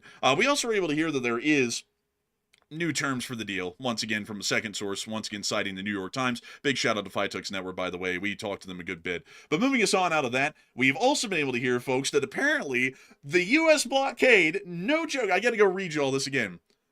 Ships caught in the strait due to our amazing blockade, which will now be lifted, may start the process of heading home. Yesterday, this statement made it sound like the blockade was completely over by the United States. Today, we end up blowing up a ship for trying to break the blockade. According to CENTCOM, U.S. forces operating in the Gulf of Oman enforced blockade measures by disabling, meaning firing into the engine room, of a Gambia-flagged maritime vessel attempting to sail towards an Iranian port. Man, he said, we're lifting blockade. Then someone said, full steam ahead, Skipper. We're getting the hell out of here and going home. And then the U.S. forces said, got your ass. Man, that's crazy work. That's crazy. Man, they literally said, you can all go home now. And they said, yippee. And they said, gotcha, bitch. Like him blow up. Oh, my God. Oh, my God. You just can't make this stuff up. Are we sure that this was before or after the announcement? Well after. Are we sure? Well after. Oh, man. Oh, jeez. This happened in the middle of the day today. Like, this was not anywhere close to yesterday when that announcement was made. This was like a whole day after. But moving us on out of the strait, because, there's not a lot of sense to be had down there anymore. We've also been able to hear that in the Khuzestan province, apparently, according to NBC, which I gotta say, folks, kind of take this with a grain of salt because I don't know where NBC got the source from, but they say that the F-15 that was shot down over Iran was shot down by a Chinese air defense manpad that was apparently donated to Iran during the start of the war. Don't know how that happened. Like, like the whole deal of them getting this at the start of the war, in the midst of the whole thing. Generally, this stuff has to be provided before the war started because there wasn't really any Chinese ships making it into an Iranian port during the armed conflict, and there was no Chinese planes making it into Iran during the armed conflict either. So I generally have to say, folks, I don't really think that this was a Chinese provided manpad. I'm still of the belief that it is some form of a Russian manpad that was provided to Iran because of an arms contract that they had made earlier in the year, I believe in early February, where we saw that they had already made an agreement to get, I believe it was the Igla, as their new manpad. So I would doubt that the Chinese gave them any. I still think it's a Russian manpad, possibly. And also on top of that, Chinese manpad, it's just really hard to justify that, at least in my opinion, like how it would actually end up getting there, unless if the Chinese gave it to them before the war, which is a possibility, but what I'm discounting as far as the story is when it arrived. But outside of that, a lot of people are talking about this at the moment right now. And Matthew, what are people thinking about it? And what are you thinking about it as well? Okay, so they're saying now, according to the reports, that apparently that F-15 that went down, and then we had to go rescue the weapons officer and the pilot.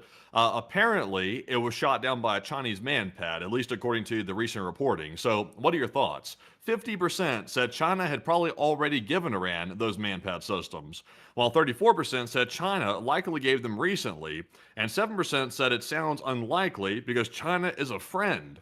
And also, China's not a friend. Just to make that clear, by the way, no matter what statements are made in the public, China is definitely not a friend. They're the biggest rival the United States has, which means they're the enemy. So I would say that China had probably already given these systems to the Iranians. They probably already had them.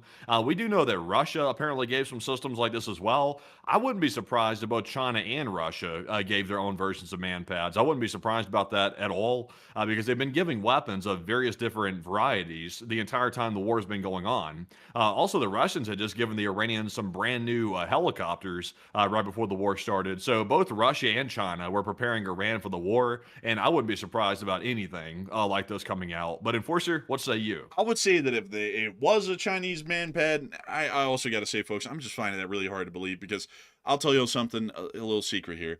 The mainstream news companies aren't really good at weapons identification. They're very bad at it, and it drives me insane. Because let me ask you all this: if y'all saw this, and I told y'all that that was a Verba, and then I showed y'all this, and I told y'all this was an FN-16, would y'all really know the difference off of the top of your head to be able to say, no, that's actually a Verba, that's not an FN-16, and this is an FN-16, not a Verba? And that's kind of my problem with what NBC is saying, because they didn't really state where they got this source from. It's just, it's Chinese, but it's like, how do they know? Have they positively identified a manpad? Were they shown a picture of the manpad somewhere to let them know and find out and identify what manpad it is? Because we know that, like, and by the way, folks, these manpads are very analogous from what we know. They're basically the same, outside of the Verba being made in Russia and the FN-16 being made in China.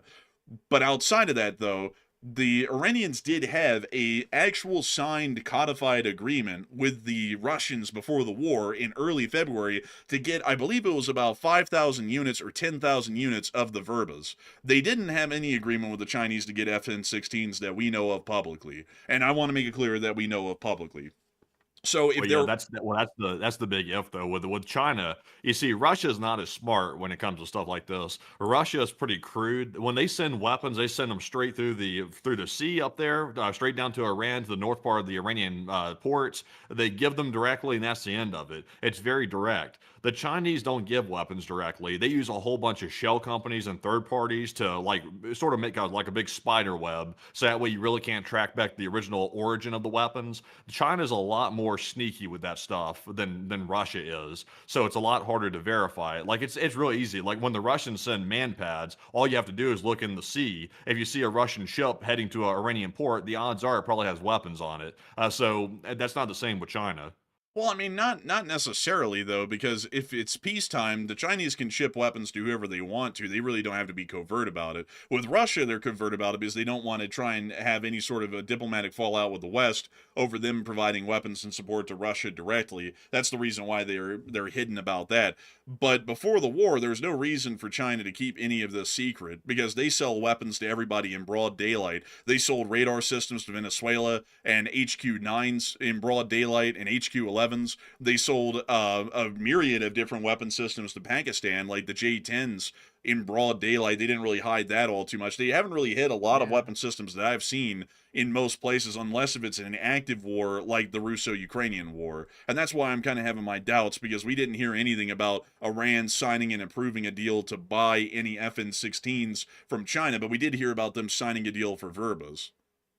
It's a lot different with Iran, though, because the China knows that Iran's a hot topic for the United States and also is for Israel as well. It's at the top of the geopolitics priority list for the United States. So China has a massive incentive not to make it known that they're shipping weapons to Iran because it ruins the whole image that Xi Jinping's trying to put out right now. Like, for example, I don't think that meeting would have happened with Xi Jinping if it had been publicly known that China had been giving weapons directly to the Iranians like that, especially man pads that were responsible for shooting down our F-15. We would that meeting wouldn't even taken place. So it would have undermined China's stalling tactics for them to make it known that they were sending weapons. So I don't think they would make that public. I think that's why they're using those third parties. And we'd also heard the report just about 2 weeks ago that apparently, according to unnamed U.S. officials, that China is using those third parties and they're setting up an even more covert network than they already have to ship even more weapons to Iran. I would have to say, you know, that's true, but something about it, like I'm gonna have to kind of stick to my guns here because NBC reporting it is just NBC reporting it, and everything that we had up until now laid out a very plausible story and a very likely story that it was most likely the Verba. And maybe I'll end up dying on this hill, folks, and be wrong on it, but I feel like it was more likely a Verba, considering that that is Russia's most advanced manpad. Not to say that advanced in Russia means much of anything, but the fact that they did have an arms sales agreement with Iran pre-war, and that they could have rushed that agreement to get these manpads into Iran during the war. They easily had an access to them via the Caspian to send in all of these early. So, 5 to 10,000 units were most likely in Iran at the start of the war or got into Iran during the war. And just in the number of them alone, the amount of them, I feel like statistically it would have been a higher likely chance that a Verba would have conducted the shoot down than an FN-16. Not that it really means much, it's really splitting hairs. They're basically the same system for the most part. It's just one's Chinese made, one's Russian made. Slight differences, but not much in particular. But I'm still feeling like it's most likely a Verba. Like in my mind, I'm gonna stick on that until we actually get a picture of the tube spent that shot down that F-15, and if it is an FN-16, then I'm just wrong. But I feel like it was a Verba. Yeah, we'll have to see. Maybe over time we'll get some pictures. Yeah, hopefully so. I mean, I bet you the Iranians will probably put the thing in a museum eventually, and then we'll find out what it is. Might be a Verba, it might be an FN-16. We'll eventually find out. But I got to say, folks, I'm strong in the camp. It was most likely Russian provided. Not that I think that the Chinese are saints or anything. The People's Republic of China is a bastard. But I still think it was more likely a Verba than anything else. But moving us on out of that news, we've also been able to hear, by the way, that in Ali al-Salim, things were not so well on the prior attack that was conducted by Iran. Let me see something here really quickly, folks. I have last week's map on last week's streams. Let me go grab that really quickly, because I'm pretty sure there's a statement by the president that was made about this attack, and I just want to make sure to read it here really quickly. So let me go get it. So let's see here. Today is the third day of this week. So if I go back enough streams, which would be right here, and I go and get this link to this map, let me go get it, folks. I gotta go get this. I gotta do my due diligence on this and make sure to read this post exactly, because I just want to show y'all something a little bit important here. Let's see here. Sirens in Kuwait. Kuwait close overflights. Let's see here. Maybe it was the CENTCOM statement. Oh, yeah, here we are. So here's the statement. It's apparently not by the president. It's by CENTCOM's area of responsibility. But I want to read it to show you all the difference in between a CENTCOM statement and what actually happened, to give you all the understanding of why we're not taking their statements at face value anymore. CENTCOM stated, yesterday on the well, actually 2 days ago on the 28th of May, that Iran launched a ballistic missile towards Kuwait that was successfully intercepted by Kuwaiti forces. This makes it sound as though everything went well and nothing really happened.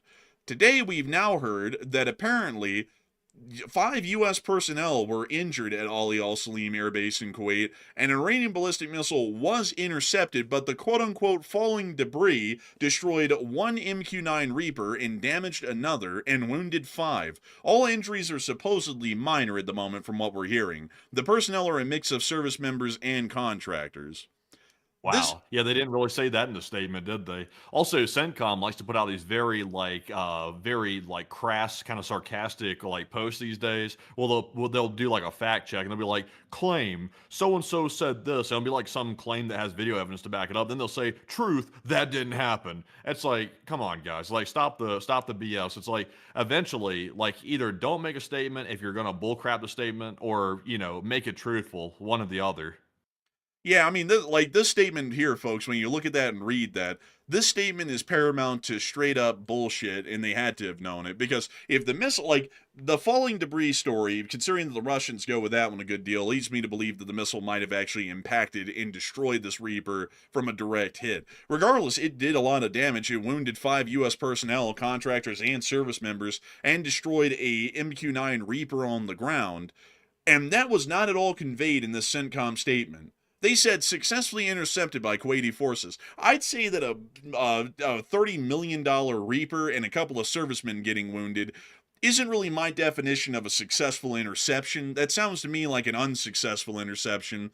And I don't really know why in the world that would be covered up. Because, for example, if this was the Gulf War back in 1991, you would have heard it outright if a U.S. aircraft was shot down within the hour that it was shot down and the pilots were either alive or they were dead. That was how it went. They wouldn't tell you the names, clearly, in the public of who had died until next of kin was notified, but they'd still tell you, F-16 was shot down, pilot died. F-16 was shot down, the pilot ejected, he was captured, or he was rescued by our people. That's what they would tell you. This doesn't convey that at all, and that's why I don't trust any of the government sources that are coming out at this point, is because when you put their statements up to reality, they hardly ever reflect reality in the slightest. Moving us on out of that, though, we've also been able to hear that up inside of Tehran, things are getting juicy. Apparently, Iran is opposing everything. Hardline factions in Iran, a fringe, according to the Wall Street Journal, but loud group with members in parliament and a seat on the Supreme National Security Council has openly opposed any concessions to Washington, using rallies, state media, and private pressure to try to derail a deal. I haven't heard a soul in Iran make it sound like they ever want a deal, so I guess this hardline faction is everybody in Iran, which according to the Wall Street Journal is a small group,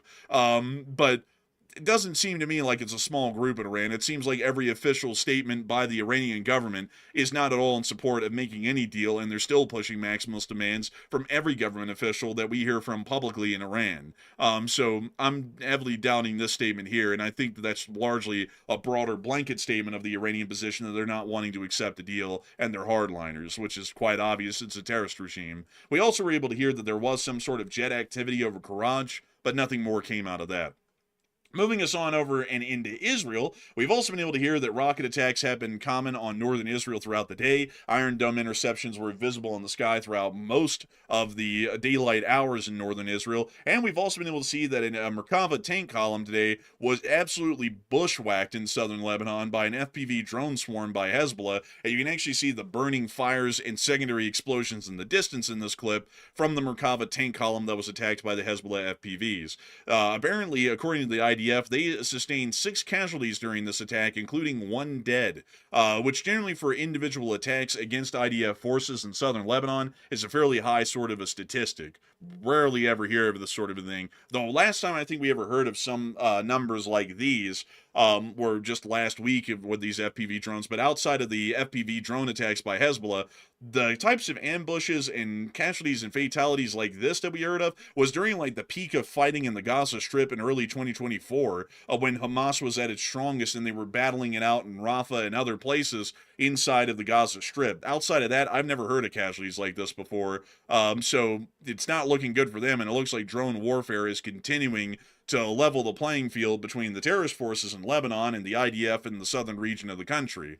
Right now, a lot of people are talking about this, and I'd have to say, folks, that if anything is to be taken from instances like these, it's another cautionary tale of why the United States needs to get their head on a swivel about drone warfare and get with the program before we actually end up getting into a war and suffering greatly like a mini allied nation like Israel is, and other countries like Russia are already suffering at the hands of drone warfare and the kind of changes that that's made to how a war is actually fought. A lot of people right now are talking about what the outcome of this is going to be as far as the Israeli position in southern Lebanon. And Matthew, what are people thinking about that right now, and what are you thinking about that as well?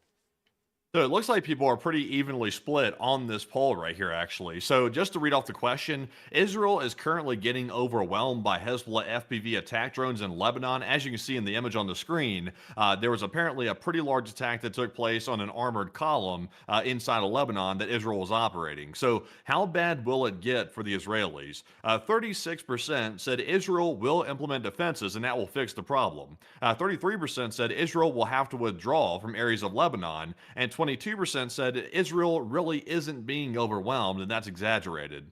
And I wouldn't call it an exaggeration. I would say it's a fair assessment to say that Israel's getting overwhelmed because typically the IDF is a very competent force, and they don't really have instances like this happen very often. So to see something like this where they have multiple casualties like that, that's kind of unusual for the IDF. So I would say that indicates they're being overwhelmed. This is not the first time we've seen this, by the way. We've seen the drone video after drone video coming out of Lebanon from the Hezbollah drone operators, hitting all kinds of stuff that the Israelis have in that Lebanon territory. So I would say we'll probably see Israel have to do a limited withdrawal from some parts of Lebanon. We've already seen it before. About a week and a half ago, they did one limited withdrawal from a certain area inside of Lebanon. I think that's going to become more widespread because it's not as easy as they think to implement defenses. I know Israel's trying to buy a whole bunch of drone nets, but that won't protect their mobile columns like we see right here in this picture. So it's going to take some time to adapt to it. Israel seems to be very rigid, kind of like the United States when it comes to their fighting strategy. And I'm with the 33%. I think a withdrawal might be a temporary solution. But Enforcer, what say you? I think a withdrawal is going to be a temporary solution because there's a million things that they have to address right now to try and make the drone threat manageable, and they have not done any of it. Nets are hardly even an answer to the problem that they're seeing right now. They would have to implement myriads of doctrinal changes, vehicle upgrades, and also infantry training to be able to make this something that isn't that much of an issue or a risk anymore. Israel hardly issues shotguns amongst its forces, meaning that drone defenses by small arms would be pretty hard to pull off. And I would have to also be honest with y'all, the fact that Israel is mostly a conscript force of militiamen, basically they're just raised whenever they need to go to war, they clearly aren't professional soldiers that are training with their rifles 24/7, so they're not going to be crack shots like the Ukrainians are and take down a Russian drone in 2 shots or a Hezbollah drone in 1. Completely out of the question. So they would need a lot more training for the IDF, which they just don't have at the moment. They would have to completely change the way that they fight and engage the Hezbollah forces, which, as far as Ukraine works right now, Ukraine is a lot more static than a lot of people think. Most of the Ukrainian soldiers sit basically in a basement in some abandoned house all day, every day, and very rarely go outside. The only time they go outside is to pick up new supplies to drag into this basement that they're in, and they sit down there and they either just sit in place until they get orders to move when it's safe enough, usually during the cover of night, which is also exceptionally rare, or they operate drones out of those basements to find, detect, and destroy the Russian drone operators on the other side, meaning that warfare isn't the kind of mobile sort of a conflict that Israel is familiar with from years prior, and it's not the kind of conflict that we're familiar with in the States that we fought in years prior. It's a completely different way of thinking. Something that you have to train into people in as muscle memory. Otherwise, they're going to sit there and go, let's all get in the Humvee and take a joyride down to this town, and wander around the streets on a patrol. That's how everybody dies. Like, you're going to get the Humvee blown up, and then all those soldiers might get picked off one by the Hezbollah fighters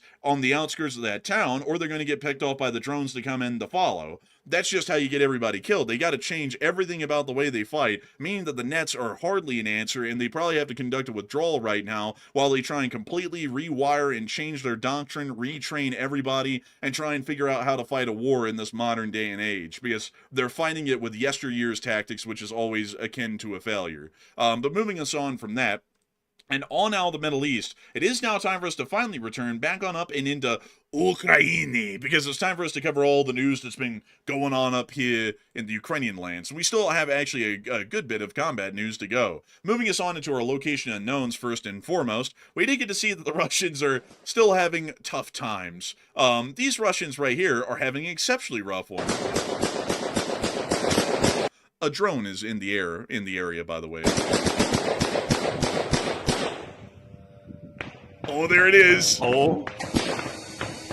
Nope, they're trying to fire off that little wild hornet thing of their own. There it goes. Here's the Ukrainian drone, and the wild hornet missed.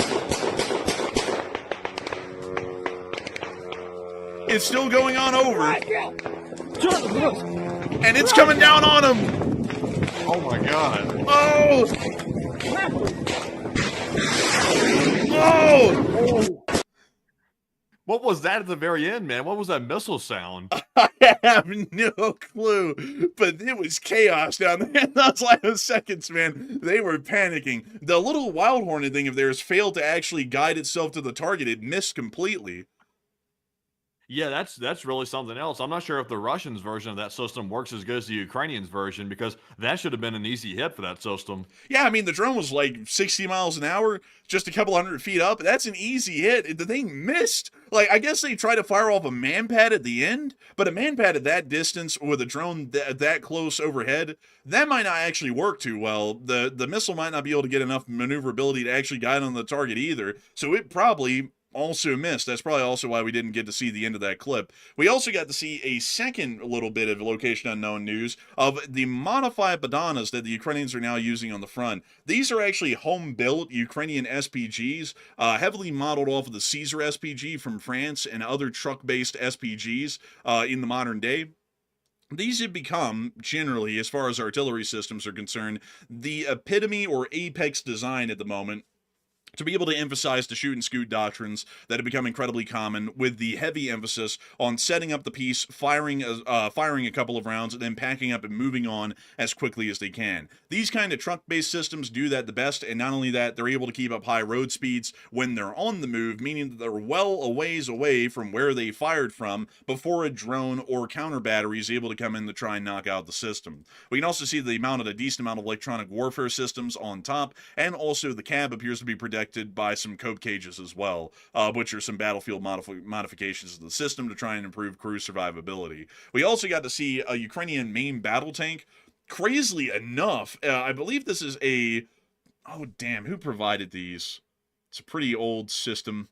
I think it was the Czechs. Well, it wasn't the Czechs because they gave the T-72Ms.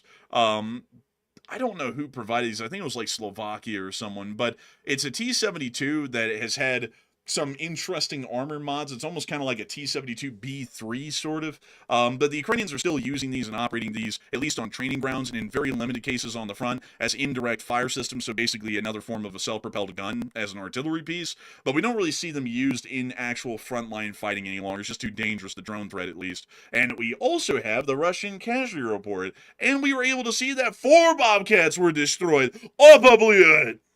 Oh, yes, that's a very good thing right there. 4 of them in a row. 4 Bobcats gone by the wind. Tell us more. And according to Ms. Deesa, keeper of the records, Russian losses to May 30th of 2026, day 1,557. Personnel and MLRS are at the highest since May the 1st. 483 auto and fuel tanks is the new highest daily loss. Ground robotic complexes total hits 1,500, an average of 7 a day. And special equipment almost every day this month, an average of 3 a day. And over the course of the past 24 hours, we have been able to confirm that 1,430 Russian soldiers have been wounded and killed, along with 2 main battle tanks, 7 APCs, 70 artillery pieces, 5 MLRSs, 1 air defense system, 1,781 UAVs, 4 ground robotics complexes, 483 supply trucks, 4 Bobcat skid steers, and 6 cruise missiles. So yesterday was an incredibly good day, all things considered, for the armed forces of Ukraine. Moving us on into the front, things have been looking incredibly well today, to say the least. In the Vovchansk area, Russian forces were getting hit quite heavily in their improvised battle wagons. I don't know what the hell this thing is, but the Ukrainians blew it up, so we didn't have to worry about it all too much. Bro, what the? I don't even know, man. Don't even ask. I don't even know. Man, it's like a motorized garden wheelbarrow or something that was like really something else. Bro, and then we got these jits in the Unimog, man. Like, they're just, like, bumping around in the 1950s Uni. I don't know what the hell that thing is, but they blew it up right there. Oh, and now they're flooring it. Oh, well, actually, they floored it for a minute. Damn, What look the at that hell thing. It's got is some power this? behind. Man, it's got some power behind it. Honestly, look at that thing. Damn, man, Damn! look at that. Man, it's rolling over those mines like a freaking tank. Bro, I think a wheel just came off of that thing right there. Look. Bro, oh my god, look, it's bobbing and bibbing down the road on their rear axles. Look at this. What the hell, man? This thing's like kind of like a little bit intriguing, actually. Dude, this is the abomination. Look at it, it's still going. It's not stopping. Oh, the trailer came off. It took out a telephone pole, and then another mine blew up. Oh, they're losing the trailer. Look at the trailer. It's going all over the place. It's something else. I wish I knew what that was, man. It looked like a stripped down like Tatra. Like they took the whole like cab off a Tatra and it was just the chassis of it left or something like that. Is that the thing? Yeah, that's the thing. It's got a hatch in it for the crew. So like the crew get down in that tiny ass little like space somehow. Yeah, I guess. Like this is, or are they about to take him to the water? Maybe it's like pontoons. I've never seen pontoons designed like that before. Okay, so this is. Wow, they're. This thing right. Get a good look at it, folks, because it won't be around much longer. Dude, they ran the front part into the ditch. Like it's literally like at a 80-degree slope downwards into the river. Yeah, really. Look, it's such a weird thing. It's like completely homemade. I don't even know what it really is. Like, but they are obliterating it. Like, the Ukrainians are hammering this thing. I think they've decided it's an abomination to God, and they are going to destroy it. What the hell is this thing? What is it, man? It's just curious. Someone said a pontoon float bridge, but how do we explain it? Basically, moving without a truck hauling the thing. You know, like let me show y'all a floating. Let's see, Ural bridge pontoon. Let me go show you this because it isn't familiar with anything that I've ever seen before. This is what a normal Russian pontoon truck looks like. It's a Ural 4320 carrying this giant fold-out pontoon back there.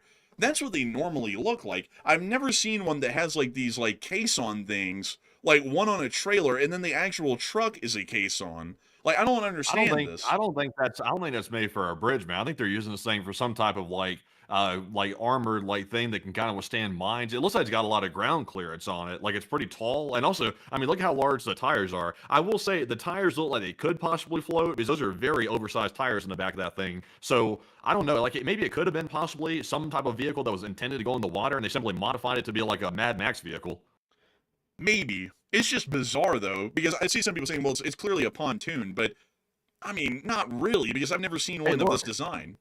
It's got like a captain's wheel, like for a ship, right there in the driver's seat. You see that's like a freaking captain's wheel. Yarrow and slow, we be taking it into the high seas. Like they're selling this thing around the Black Sea on the weekends. Yeah, really. Also, some people are saying it looks like a swamp crawler. It's really something. Also, it's like, why is it so rusty? Like the whole thing is like rusted over. That's a weird thing. Honestly, that thing is just too bizarre. Moving us on out of pop shots, we also get to see the Russians getting slammed up in the Kupiansk direction by the 41st Mechanized Brigade. The 41st is dropping that heavy ordnance. Also, I see some people saying that over on Denis Davidov's channel, he's apparently almost fell out of seat laughing, looking at a thing. Honestly, you could make an entire YouTube video just mocking the Russian vehicles, and you would be set for a YouTube channel at that point. It's literally wild what the Russians come up with. It's not ingenuitive like the Ukrainians. It's like junkyard abominations that the Russians come up with that you've never seen. I couldn't even envision making some of the stuff the Russians are coming up with. It's crazy how they can make it look so shitty. It's you have to put effort into making it look like that. It's I couldn't do that just off the top of my head. Honestly, man, I don't know how they pull it off all the time either. Everything they make, folks, is horrendous. I haven't seen one cool thing, improv thing come out of Russia yet in the whole war. They're all ugly, extremely ugly. Also, apparently Igor Girkin admitted that the Russian version of the attack on the college in Starobilsk isn't all that clear, according to his 2 cents. He hinted that, in fact, there weren't only students there, as he had seen the college before. So Girkin is apparently stating that the Starobilsk College apparently was a military target, which I've got to say, folks, regardless, the Ukrainians have denied ever attacking the Starobilsk College, and we don't know who actually attacked it because, once again, the Ukrainians don't attack colleges. We've never seen them do that before. It'd be really weird for them to start now. Moving us on out of that, though, and down into Donetsk, we also got to see the air defenses going off in the city down here. Dang, it's World War II up in this thing!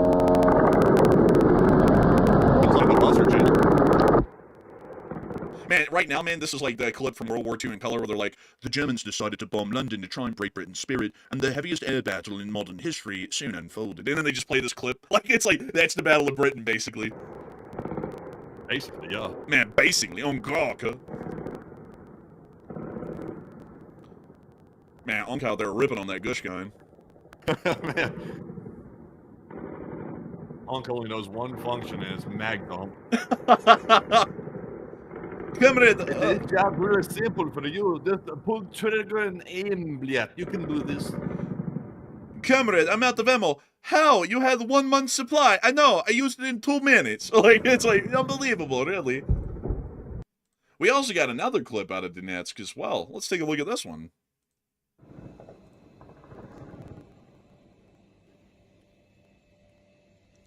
These are those lo-fi air defense beats that you can study to. Летает где-то рядом над домами. See, this guy's even adding ASMR to it. He said, listen to the gunfire. It's going into the sky. I heard you're going to beat Paris tomorrow. Tell us how you're going to beat Paris. Moving us on. I think they know how they're going to beat the Russians. That's for damn sure.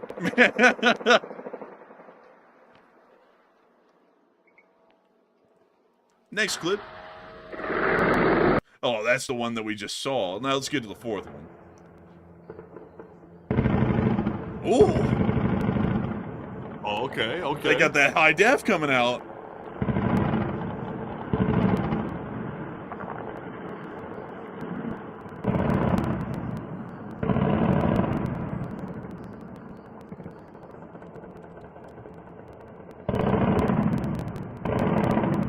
It's like the 4th of July, but it's not.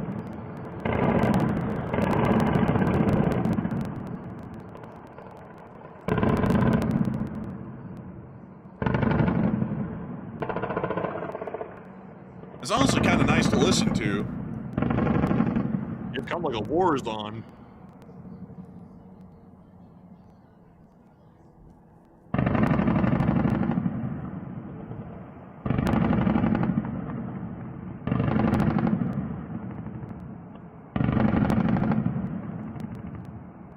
Well, anyways, outside of the air defense fire, it's just air defense fire, really, that was going on over Donetsk. We are going to be moving on towards Konstantinivka, where we got to see the Army of the Cripples. Take a look. This is the Russian army, mind you all. The Russians have had some problems with manpower lately.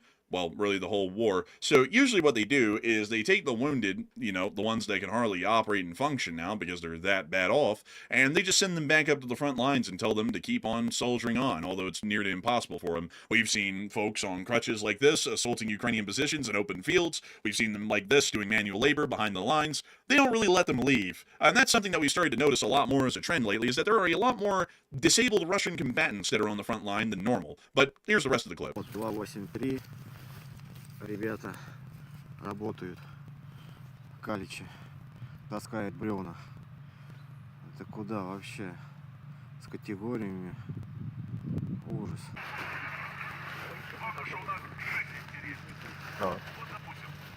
Bro, they brought a wheelchair, like a whole wheelchair to the front. And they got a German Shepherd there, too.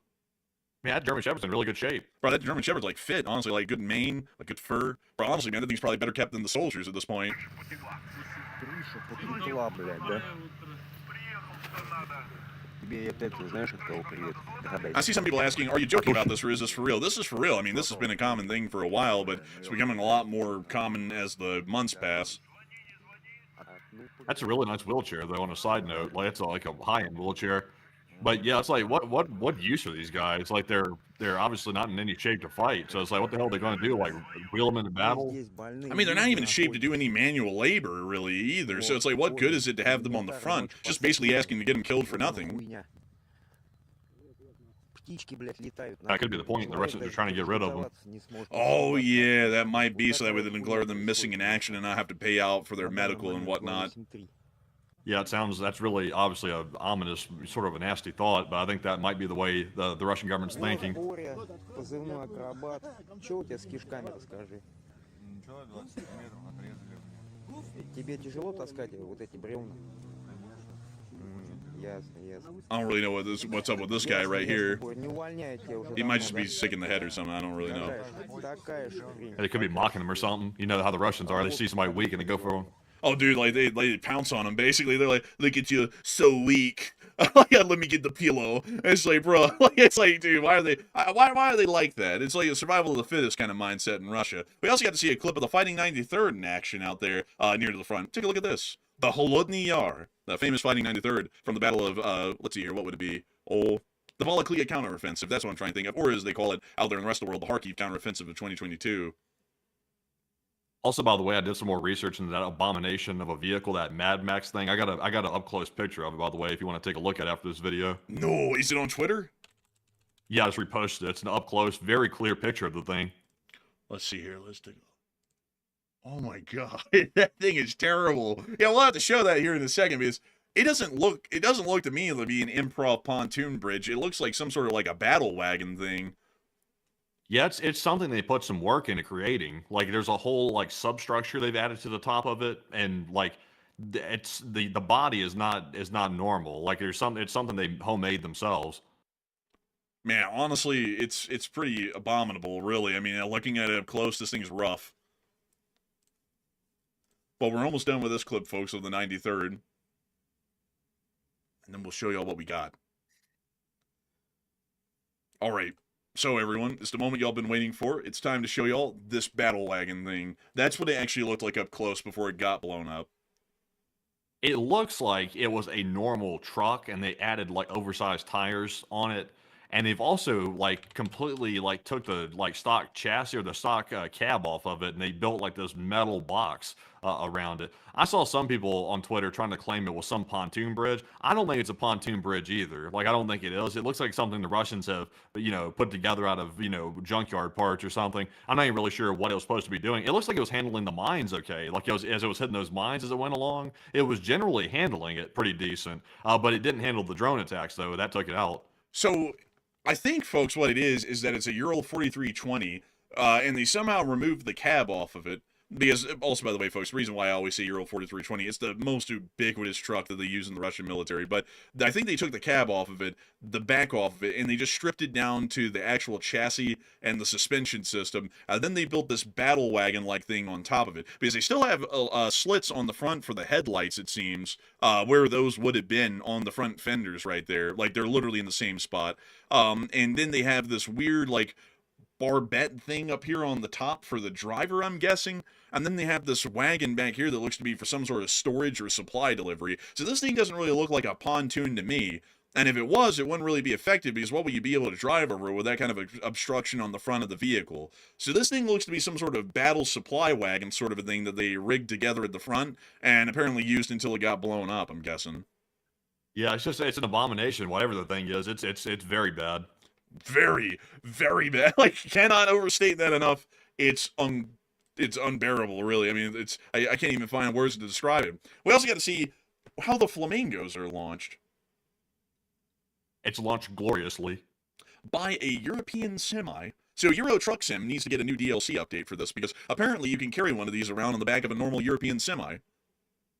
That's very nice. Also, another thing that's interesting to note, folks, is that this trailer was also carrying two FP2s, which are the long-range Ukrainian attack drones, right alongside the FP5 Flamingo. So that is a pretty interesting thing to note as well, because apparently they're all carried on some sort of a modular launching trailer that can be modified to launch whatever they want to put on it. So I'm guessing, a couple of Flamingos or a couple of FP2s, but a very flexible sort of a launching system. You know why they put them all in the same system? Why? Because it's made by the same company. FP stands for Firepoint. Really? Yes, that's the company that makes it. So they make modular launch system to make it easier. Yes, it's actually pretty smart that way. That is honestly, that is really smart. That's really cool too. Like that they carry them all on just a semi trailer that they custom made. But moving us on out of that, We also get to see something else interesting behind the lines. This Russian tried to grab a drone. It didn't go well. Look, oh, it missed. And the truck got blown up. Oh man, don't try to grab those. It's probably not a great idea. Man, I like how that little porthole on the top of the cab like popped open like a little teacup for a second that was boiling over. Watch it went boop, and then it just closed right back. Man, this is a little teapot short and exploded. Man, that was just like, I'm a little teapot short and stout. That is the drone, and there goes my truck. You're like, man, it's like, man, tough day for Vadim driving truck, boy. But moving us on out of all of this news, it's finally time for us to get to Kyiv and cover the speech from the President of Ukraine, President Volodymyr Zelensky, on day 1557 of the news from around the world. And without further ado, here's the speech. Peach!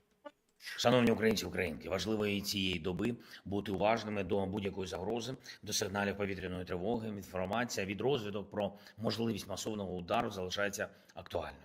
Ми знаємо, що партнери говорили з росіянами щодо цього, віри в те, що хтось там в Москві одумається, немає. Обов'язково бережіть життя, реагуйте на небезпеки. Наше ППО, наші мобільні вогневі групи, наша бойова авіація – всі в готовності, наскільки можливо, враховуючи постачання.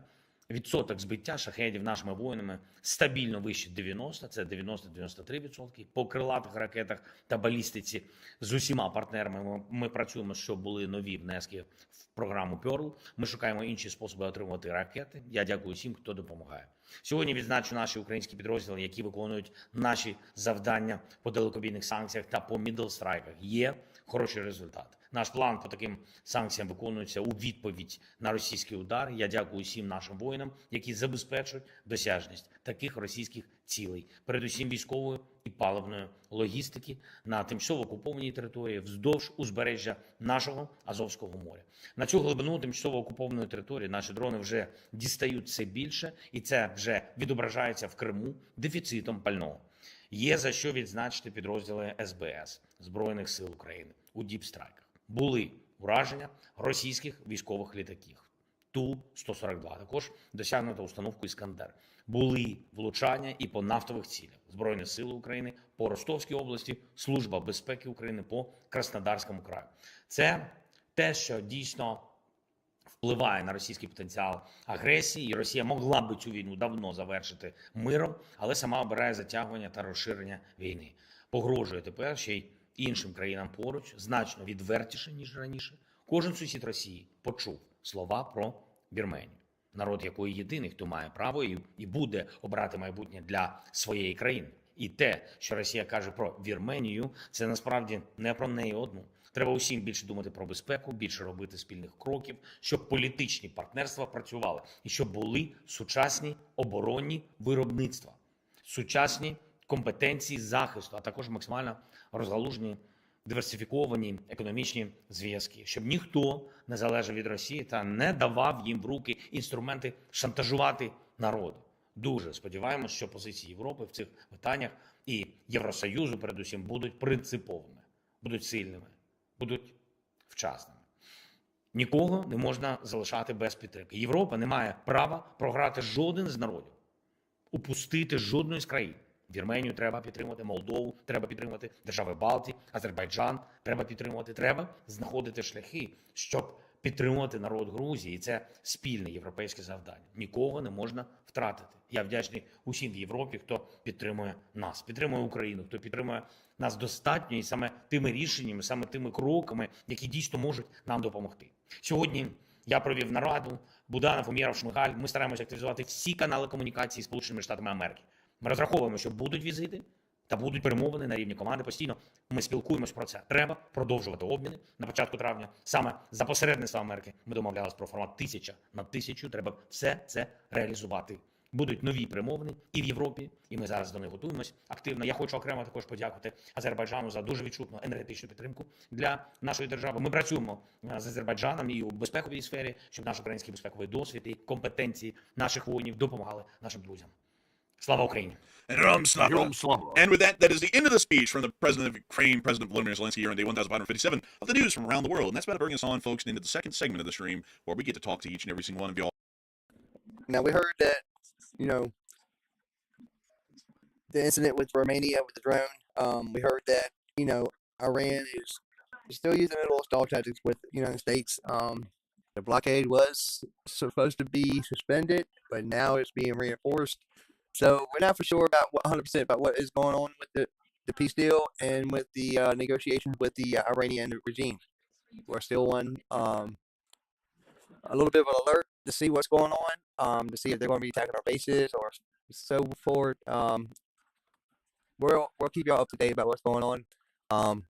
We've been on there for going on 4 hours now, so um, we are coming to the end of the show. We wanted to thank everybody for stopping in and showing their support. Loved all the chats and the chats.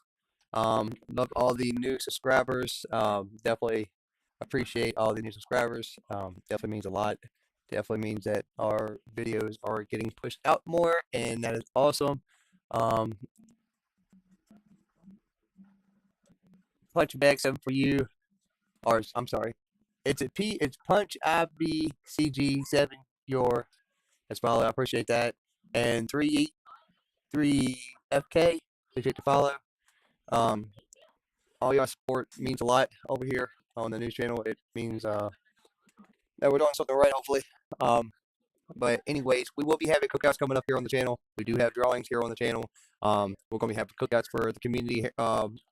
We will be posting the address and stuff where we're going to be having the cookouts at the location.